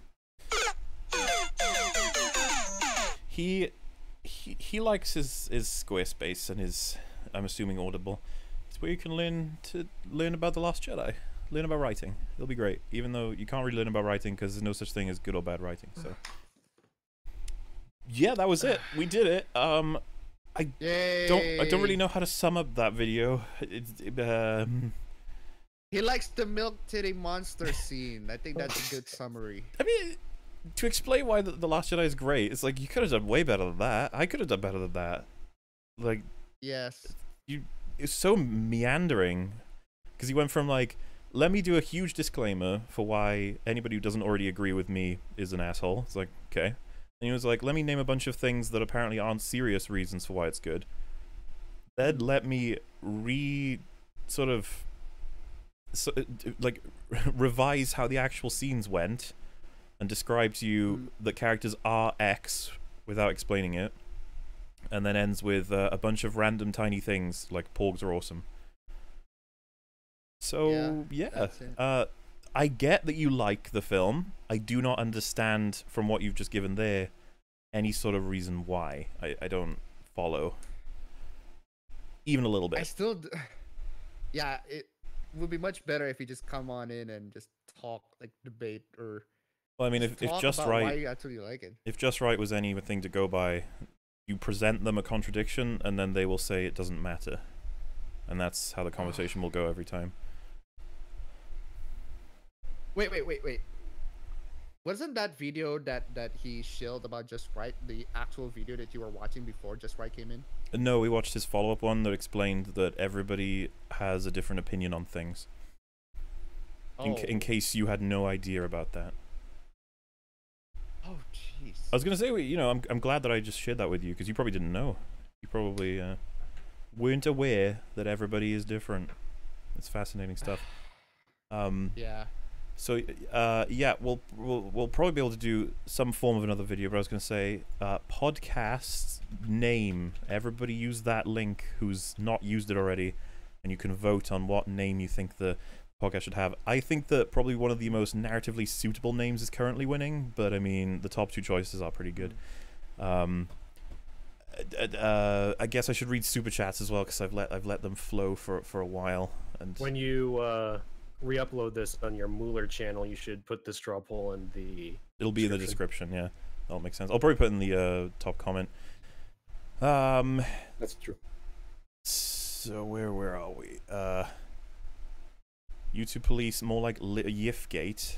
I mean, that's actually made me think. We're still hoping to get YMS on something like this eventually, and him and Wolf have that. They share that language that I'm far too high class to be able to engage in. It's still a hope for anybody who's wondering. I'm not sure what's going to happen though, because I don't know. If we couldn't get ER, it feels very unlikely that we get YMS, but you know, maybe. Well, at least YMS like responds. ER just vanishes for long periods of time. This is true, but he started a Patreon recently, so maybe we'll be seeing more presence from him eventually. Like if he tries to go full time, I think that's his issue right now, is that he's not The reason you can't understand their logic is because there is none. It's not supposed to make sense. You're supposed to follow without question. You're applying logic to illogical people. In fairness, he did actually make the video where he pretty much spat on logic, so... Those are all terrible. I thought the podcast names were alright. I thought they were pretty good. If you guys have got better suggestions, you know, if you want to keep an eye on the chat, Wolf, or Appabend, like if you guys think that they come up with better names, we'll go for it. If you remember, all the ones that are in there right now are all suggested from the audience. So, someone said KFP, Kentucky Fried Porgs. What, for a podcast name? I don't know. I just thought it was funny. There's only one T in Ireland, and that's Barry's. I don't get it if it's a reference. Fucking space wizards. That opening scene in TFA was really intended for children. Oh yeah, you know when they massacre all the innocent people? You guys remember that bit? All the innocent villagers who were like begging for mercy and they all get killed. Yeah, that was strictly a kids movie. Oh yeah, we read that one. It takes talent to have a 5 head and 0 points. What? A 5 head? Is he talking about? Oh, because Patrick Williams has. I think 5 head would be underestimated. You know when you put like your 4 fingers on your forehead that connects. Oh, I get it. I get it, but I mean, no offense to no, like I'm really not trying to be a dick here, but like I've seen people's hairlines that are stronger than Patrick Williams. It's like you may as well shave at that point because I don't know, like how far back that is. I don't think I've seen it go that far back on a person that age that hasn't decided to shave it. You know, most people do. Yeah, like look, I'm 21, and I will admit it's not something I like to admit to because it's not something I like. But male pattern baldness runs in my family, and I got it at 21, and I'm not happy about it. But I would never let it get to that point. I just shave it bald, because at least I can grow a beard. Yeah, go Kratos. Why not? Yeah. Wolf and Mauler do a I can do podcast that. with Play it. Jeremy from Geeks and Gamers. He's friends with Jeff from World Class Bullshitters. I mean, there's no limit on who we could have on this thing, to be honest. As long as they're okay with like being here for hours on end, ripping into like one video. Is a lot like you, Mauler. He's gone up pretty quickly. Sweet. I don't know. I don't think I know him. I do know him through World Class Bullshitters in terms of like references, but I don't think I've seen the channel. Oh yeah, I don't know him personally, but I have seen a few. I like his stuff. His only argument was there was a jab at CG. Really, that's probably a reference to something that. I mean, it was a while ago now, so I'm not even sure. TLJ surprised me that a movie could be so Johnson. Bravo, Ryan. Bravo, fandom menace. Yeah, I mean, he's making another movie right now, isn't he? Some kind of, I think it's with Henry Cavill, is what I've heard. Some kind of thriller spy thing or something, or it could be someone else. But like everyone is now waiting to see it just to see if it's bad or something. I was like, I don't particularly care. Like, I'm not sure. I guess people are gonna hire him now because he's controversial. Would that be a good reason to hire a director / writer? I don't know. Don't know. Do you think his parents know he still lives with them? I hate the movie for all the reasons Mola pointed out. If you like it, great. You can ignore the narrative. This guy has never watched Star Wars ever. I don't think he lives with them. I think he visits them and I guess does this video because I don't know why the parents were in this video, to be perfectly honest with you. They seem this kid, a pointless kid. He doesn't understand comedy. Well, you like The Last Jedi. That's all about comedy, right? Right? His coffee pot looks like a T-Rex is coming. Oh, because of the vibrations. Under Canadian military law, Poe following the retreat order would be illegal. Following the retreat order? Well, in Crate? Also, yeah, I guess we don't even know what the laws are for the resistance, considering it's like a complete mess and there's 20 people left on a ship that's not even theirs. So yeah, I don't even know. If they ever established that they were unable to get better bombs, then it would have been better. I don't see why they wouldn't have access to Y-wings, but I mean, why would they have access to those bombers and not bombers that are effective? It would be my question, I suppose. Wait, didn't those bombers can hyperdrive to space? Like, why, if the bombers are gonna be destroyed anyway? Oh yeah, why shit. did they just hyperspace everything? If you hyperspace every bomber. literal bombs into somebody, surely that would do massive damage. Massive damage. all of the damage, tons of damage. Oh, there was also somebody in the super chat said, "Oh my God, Ryan Johnson is so racist that he casted Asian people to do kamikaze bombings." If this film was like hated by that crowd, they probably would have pointed that out. Like honestly, that's the kind of shit they do. The Chinese really hate this film.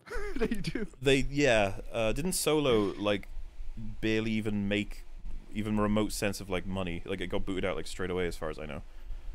Yeah. But The Last Jedi survived a week, I think, before it was pushed out. So, yeah. Even the Y-Wings were made to be cheap, as they stripped out versions from the Clone Wars, and Rebels even show this. I don't think it's a matter... I don't know what it is, because they established that they buy stuff from the Canto Bight people, and for some reason they only bought literally the worst fucking ship in the history of Star Wars. They're like, let's buy loads of those ones. Saw Civil War, and your recommendation is pretty good. Theme meme aside, what are your thoughts on the thematic connection, motivation of revenge in Stark, Panther, and Zemo? I mean, it would be a lot to go into. It's probably going to be in my video on the film when we get there, but it's interesting you bring it up, because it's something you talk about without the film beating it into your face. You're like, did you notice that what connects all these characters is a sense of wanting to achieve revenge? While in The Last Jedi, you're like, did you notice this? Like, yes, I noticed. You're like, oh. Okay. It's like, how did you not notice? Civil War is a well-made film. They don't really have to explain everything.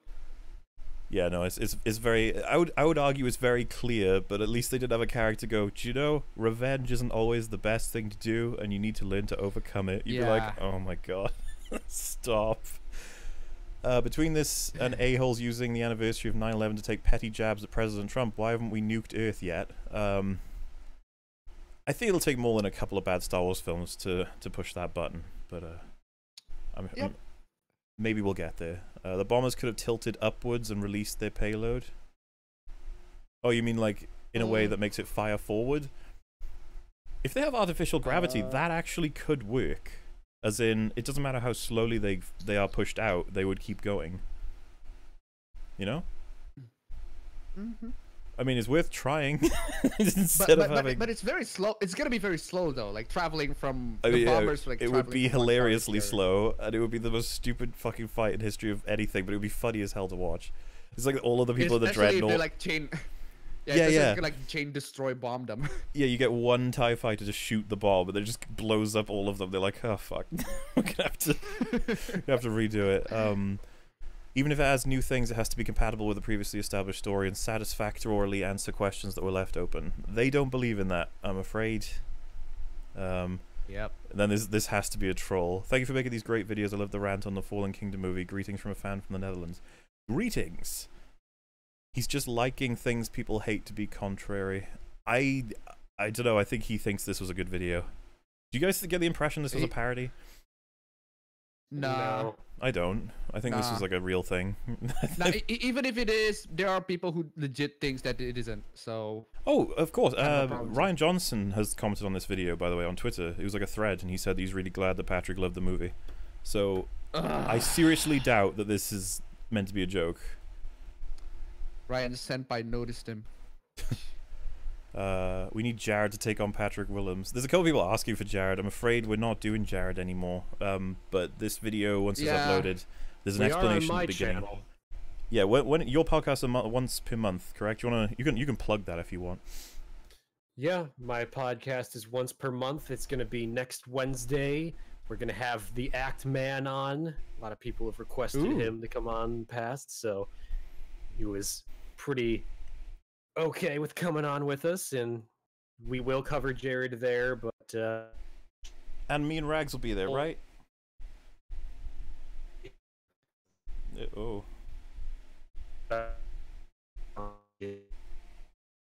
Is that me or is that you?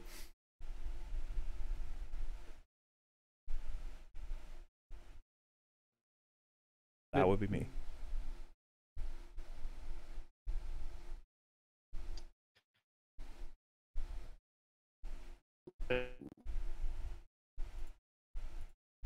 Am I speaking in a vacuum here? What's going on? I don't know if it was me or you. I think it must have been you. I don't know. Appabend didn't say anything, but it might have been my connection, but I couldn't hear a thing you were saying.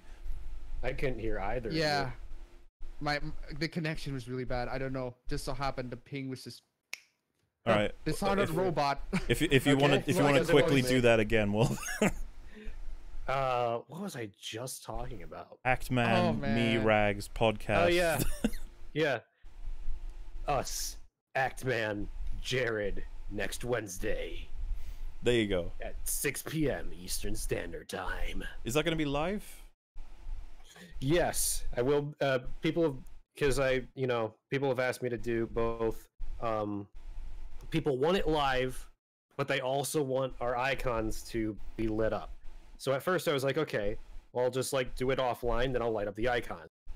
But people still want it live, so I'll do it live, edit it later, and put it back up afterwards. Why so don't you just do what I do? Well, I'm still going to do like this kind of ish format where we're at the bottom and it's just showing the Discord one, but I gotta edit in the intro because otherwise we're gonna be sitting here for 5 minutes saying nothing till podcast comes on. So we'll be streamed live and then like within like I want to say the next day or so it'll be uploaded with the intro and shit. Fair enough. Go watch it. I think this Do you deserves need air a horn for that? Muller response video just for the Milk Monster comment. Again, I think he was joking on that point. We can give him that, but he's made such bizarre comments that we took it for 100% real. Assuming it isn't real, I don't 100% know for sure. Debate this movie with this man immediately. He's not going to talk to us. Patrick wouldn't want to talk to us, I don't think. Here's a good question to ask this hippie bastard. Where does he think the Resistance get their damn weapons from these 1%ers? Yeah, exactly. Again, the film contradicts itself, so I don't know why we're supposed to feel that the Resistance is the answer to this horrible crime when they're the ones that are propagating it anyway. Yeah, Resistance bought weapons from Canto Bite slavers. Let me explain why TLA is good by stating things I like and not explaining why they actually make it great. You just have boring taste, I don't want to talk to you. I mean, that could sum up the video. Progress. Wait, did they say TLA? Well, I guess they mixed TFA and TLJ. The Last Awaken. Progress towards jumping off a cliff is still progress. True. I like how Kylo's best scene, him tricking Han in order to buy time, which feels like something Solo's son would do, was actually supposed to show him being weak when Driver played it full heel. Again, I don't understand his character at all, Kylo's. You can see breakdowns, but the breakdowns will literally just describe the scenes to you as if it's layered and it's complicated, when it's just like, huh? Why? Why is any of this happening? Kylo Ren is he can't make up his mind what side he wants to take on. And again, like is he going to be full on villain in episode 9? Like, is that going to be? Yeah. That's going to be fun, isn't it? What if Rey fights him at the end and she beats him? Won't that be crazy? He'd be like, oh. But then if she loses to him, the same thing again. Oh, yeah, like I said, super curious about what they're going to do with episode 9 just for that. Someone in the chat pointed out that he deleted comment on his video, so he definitely wouldn't talk to you. Yeah, a lot of people said that he deleted my comment, and then I loaded it up the other day and I couldn't find it. I don't, considering what's been going on lately on YouTube, like a lot of people say that comments get deleted, and a lot of people are like, no, they don't, they're still there. Like, I'm not saying anything definitive, but I mean, it could have been. Who knows? It could be. Yeah, like, I don't know for sure. If there's a way to find out for sure, then, fair enough, but he could easily just argue that it was picked up by the spam filter, and then say that it just picked a random word, even though my comment is very, mundane, but whatever.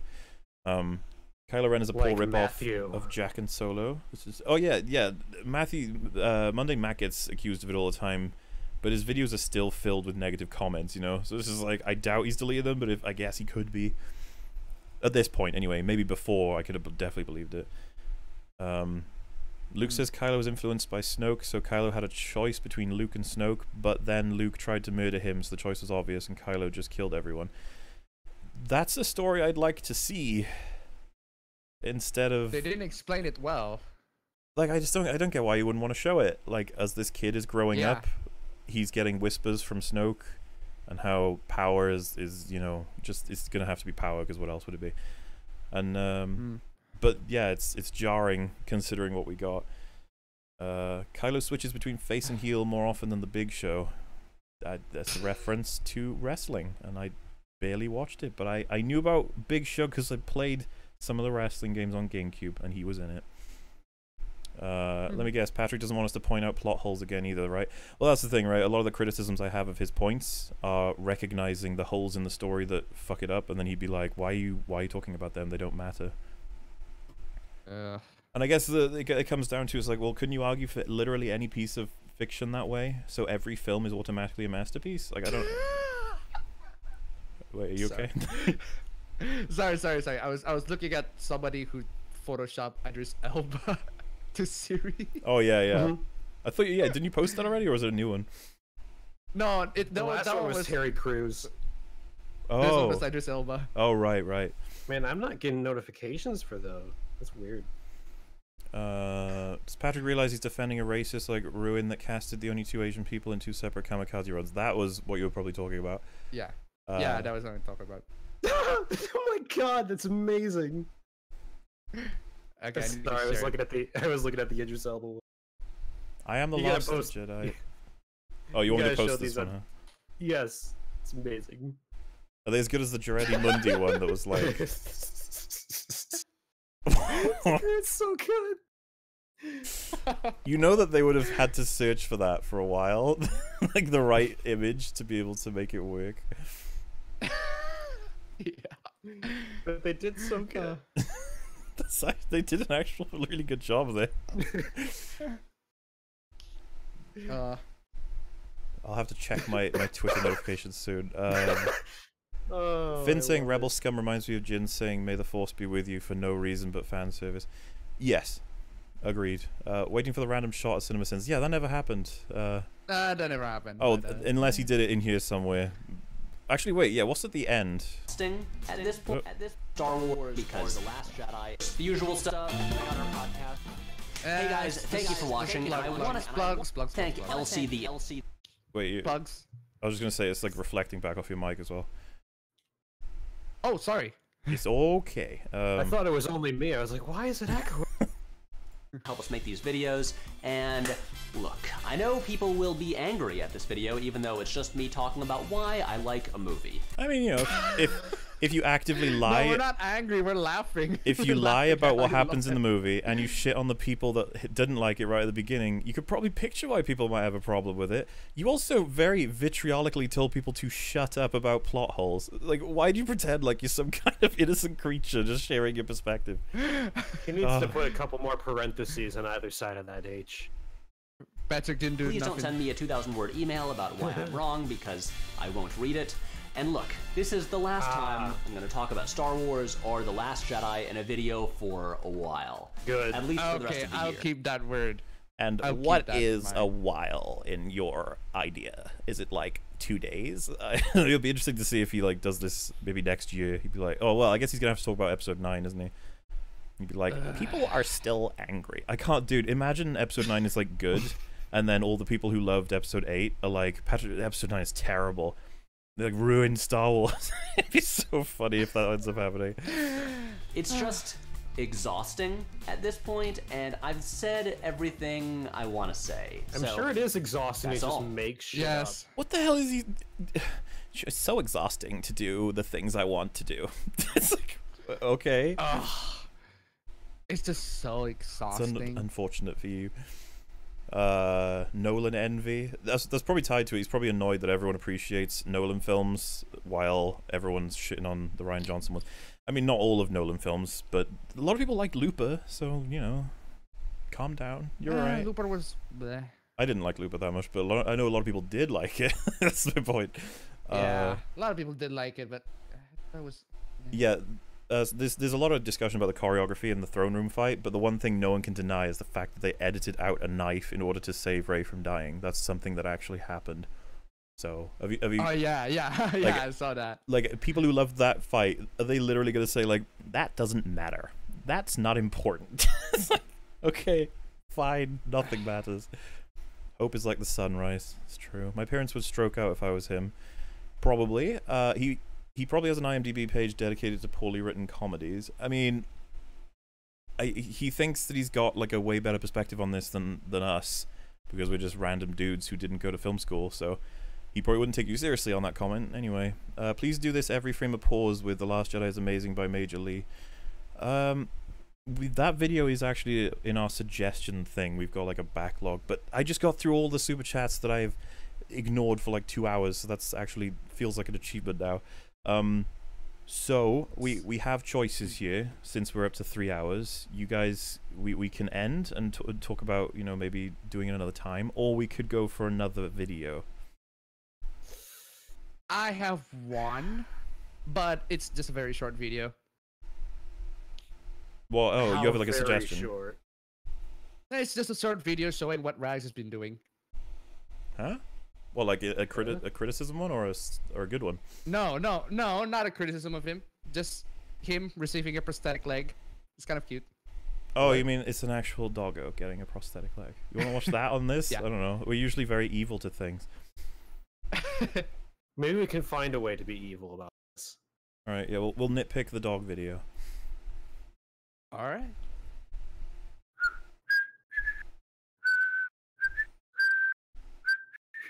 Did you think that would sound good on our end? Because it doesn't. It sounds horrible. When did Just Right show? It sounded so bad. Just Right promoted Patrick Williams on Twitter a lot, and I don't know if he might have him in his newest video, considering he put him in this video. So, and Backstroke of the West. Oh shit, it's a Twitter video. Everyone wants us to see Backstroke of the West as well at some point. It's on a to-do list. There's just so many things to do and see. Well, in that case, I don't have it. It's a Twitter video. Watch some Downward Bilbo. But yeah, because I don't know if I haven't really got any video suggestions that are like below 10 minutes or anything, and considering we just did 3 hours out of a 20-minute video, that's actually insane. It must have been. Hey, it's better than 5.5 on 2 11-minute videos. That is true. And you know, just it's not supposed to be a 5-hour podcast every time, guys. It's all good. It's not supposed to be what we're aiming for. I mean, 3 is pretty. 3 is enough. Yeah, and if this is going to be weekly, don't worry, we shall return. But yeah, I think I'm happy enough to stop there. You guys feeling good? Yeah. Yes. In that. Sorry that Rex didn't come. What? One at a time. Someone said we should watch AVP2, and it's like, what? No. We can't just watch anything. We'll get flagged. Yeah.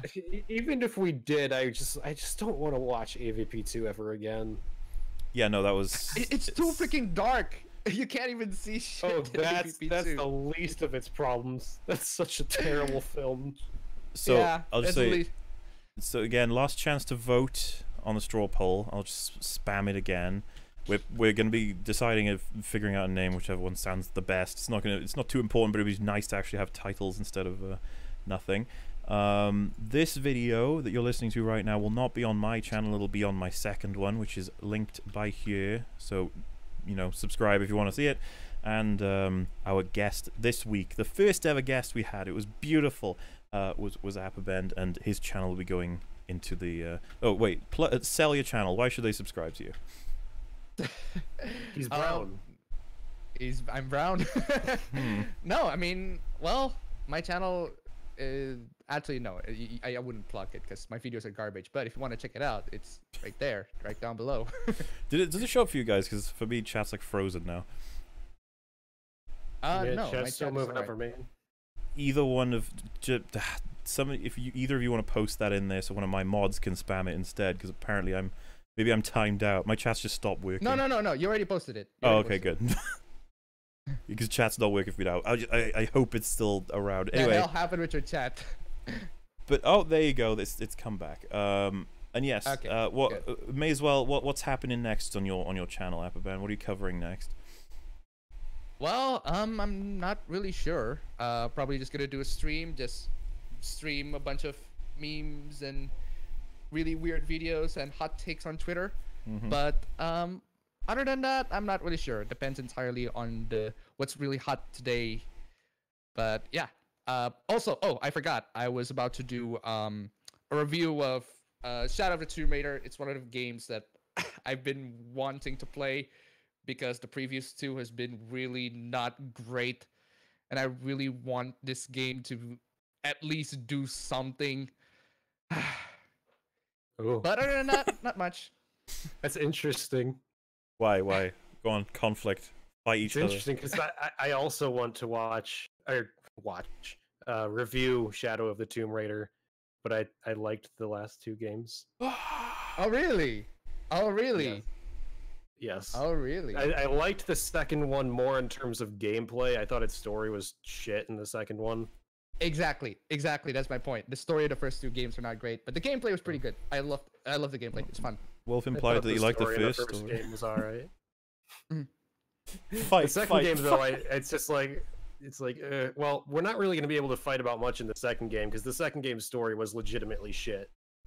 Thought the first game, the first game's story was like, yeah, it's okay. It's not anything amazing, but it was like, I liked it. Fun. Mm-hmm. No response. How about that? ER's Korra video sucked. Fight me. Well, you're wrong. ER's Korra video sucked. No. No. I love the Korra video. It's fun as fuck for somebody who hasn't even got a context. I feel like I could explain to people why Korra is terrible without having seen it. It's he even tries to like argue for it at certain points. He's like, "Oh, this is kind of a good idea that they could use," and then they ruin it. But yeah. So yeah, season 1, like I've watched all entirety of Korra. Season 1 was okay. Like it's nothing great, but I can certainly see people why I hated it. Season 2 was fucking shit. Was garbage. The last 2 seasons was too late to be good. So I just can say it's a mixed bag overall with Korra. Wolf, what's happening on your channel soon? Next. I got a video on The Gray coming out in the next few days. I haven't had a whole time to actually. Speaking of Liam Neeson films, have you seen? Speaking of Liam Neeson films, have you seen any of the, like, what was that Liam Neeson film where he was on a? Was it on a plane? Was it on a plane or was it on a train? Non-stop. Yeah. Non-stop. Yeah. Non-stop. Yeah, I thought that film. What do you think about that film? It was stupid, but it was fun as fuck. I haven't seen it. I mean, when I went up to my friend to ask if he wanted to see it, I was like, "Hey, you want to watch him shoots people on an airplane?" And he was like, "Yes." So that's really all we needed to know. Wait, someone just asked, Also, what is that shit wait. Patrick has for sale? I was like, I don't know, because there's a thing on the screen. This is a person's face, so I can't No, actually... just hover to that. Hover to that picture. Yeah. That's a channel. The channel's name is very weird. Sappho of Lesbos? Lesbos? Elsie the intern, I guess. That's his intern. But it just looks funny because it's like I'm selling a shirt with just her face, like, maximized onto it. No. That's actually the channel. It No, I know. Up. It's His just actual funny. shirt. His actual shirt is just. What a wonderful name. But yes. So The Gray. What else you got? Working on an objectivity video. Controversial. Oh, I would love to see that. You make a lot of Because enemies I've with been that seeing one. you like just roasting people on Twitter. Yeah, I'm still working on it. Not finished yet. The Gray video will be out first because that one I used to have the script and video footage for. I just need to actually record it and then edit it all together. Objectivity video, I don't know when that's going to be out. Still working on the Lord of the Rings video. But yeah, Act Man on the podcast next week, Wednesday, 6 p.m. EST. There you There go. you go. And for me, I'm gonna do a video on the Predator when I finally see it, and then I'm back to working on the TFA, which it's like month number 4 or 5. But I'm actually getting there. The editing has begun, but it's being paused in favor of the Predator. But it should speed up. And The Predator is gonna be released tomorrow at my time. On my time, so I will see it too. Apparently, they have MCU level humor in there that is so out of place. it's Shane Black. He forces humor like wherever he goes. I don't know. He's given serious content. He's just like jokes for everyone, jokes, and you're like, oh, okay. Okay, he did it to Iron Man 3 when he shouldn't have, and he's doing it to Predator, which I don't know, man. I remember the days when Predator wasn't a comedy, personally. Right, that's where I was. The first movie. I mean, the first half of the film at least was pretty funny. Like when Arnold Schwarzenegger tries to pin the guy down, throwing his knife. I know it's just like, what did he say? I forgot what did he say. stick around. That's fucking. Oh yeah, hilarious. it's a one-liner though. They're all over action movies, and obviously that's when it's an action movie. It turns into a horror movie. It doesn't do one-liners at that point, aside from saying he's an ugly motherfucker. Yeah, they established it as an action movie first before it actually turns to a horror film. It's subversive. Ain't got no time to bleed. That's just a fantastic line. But yes, so that's still coming, and I think I have to do an update for that tomorrow on Patreon. Those are free and they're more detailed. They'll be able to get you more of a idea of how much progress has been made. Watch Maul vs. Obi-Wan and Rebels. Any more Unbridled Rage? Yeah, I'm almost, judging from what YMS has said and the trailers and the leaked script, I'm pretty sure Predator is going to be terrible. So you can bet I'll be making a video on that, because Predator is one of my favorite films of all time. So we're gonna be dealing with a shitty Predator. That'll probably be like a week after I see it. There are a couple more super chats where you're talking. I was gonna say they want a quick update with what went wrong with Jared. That's at the beginning of this video, but I suppose we could bookend it. Do you want to do a quick explanation again, Wolf? Yes. Okay. So Jared lost his mind, whatever there was to lose, and deleted his channel because he didn't think that there was enough 32-year-old men such as himself who were just like him, because apparently he thought every one of his fans were Minecraft fanboys and children. I don't know where he got that. No, I don't know either. And he said he's a man of substance, which is true, but not in the sense that he wants it to be true. And he deleted his channel, made a new one, because he said he's okay with only having a few subscribers as long as they're just like him. So there you have it. Yeah, and I'll still be covering him on my channel, but we won't be doing it here. He said he didn't want to be a meme, and he didn't want to be, what was it? He didn't want to be a novelty, which there's no way I could describe him as anything else on this channel. He's absolutely a novelty, but I thought that it was a relationship that he could definitely benefit from, because he was getting a lot of subscribers and there were people in there that actually cared about what he had to say. So I figured, why wouldn't he want that? But he actually said something along the lines of he was having to make stupid videos, but nobody asked for the one where he was in a thong dancing. I don't think anyone asked for it anyway. It was a bit weird. I mean, I don't think anyone's ever asked to make a video in his life, so yeah. Jared's just naturally kind of makes the worst content on YouTube, or at least worst from a certain point of view. Best if you're on this podcast and you're laughing at it. And he will still be covered on Wolf's podcast, and I think it'll be amusing to see how the Appabend reacts to Jared. You got to pick the best Jared video. I don't even know what you're gonna. Have you got any idea what you're gonna go with, or? I gotta find a new one because he deleted his whole fucking channel. You remember that purple-haired bear chick? Like, the fuck, man. What the hell, man? Jared, forever in our memories. Press F for Jared.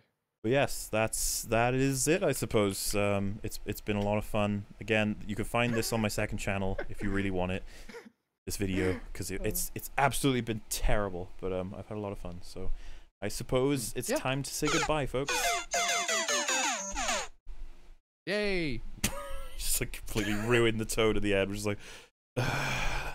Well, I have to. I've been doing. I gotta stay consistent. I'm more consistent than Patrick Willems. I can say that at least. True. But yes, goodbye, everyone. Yep. It's been fun. Fabulous. Yeah!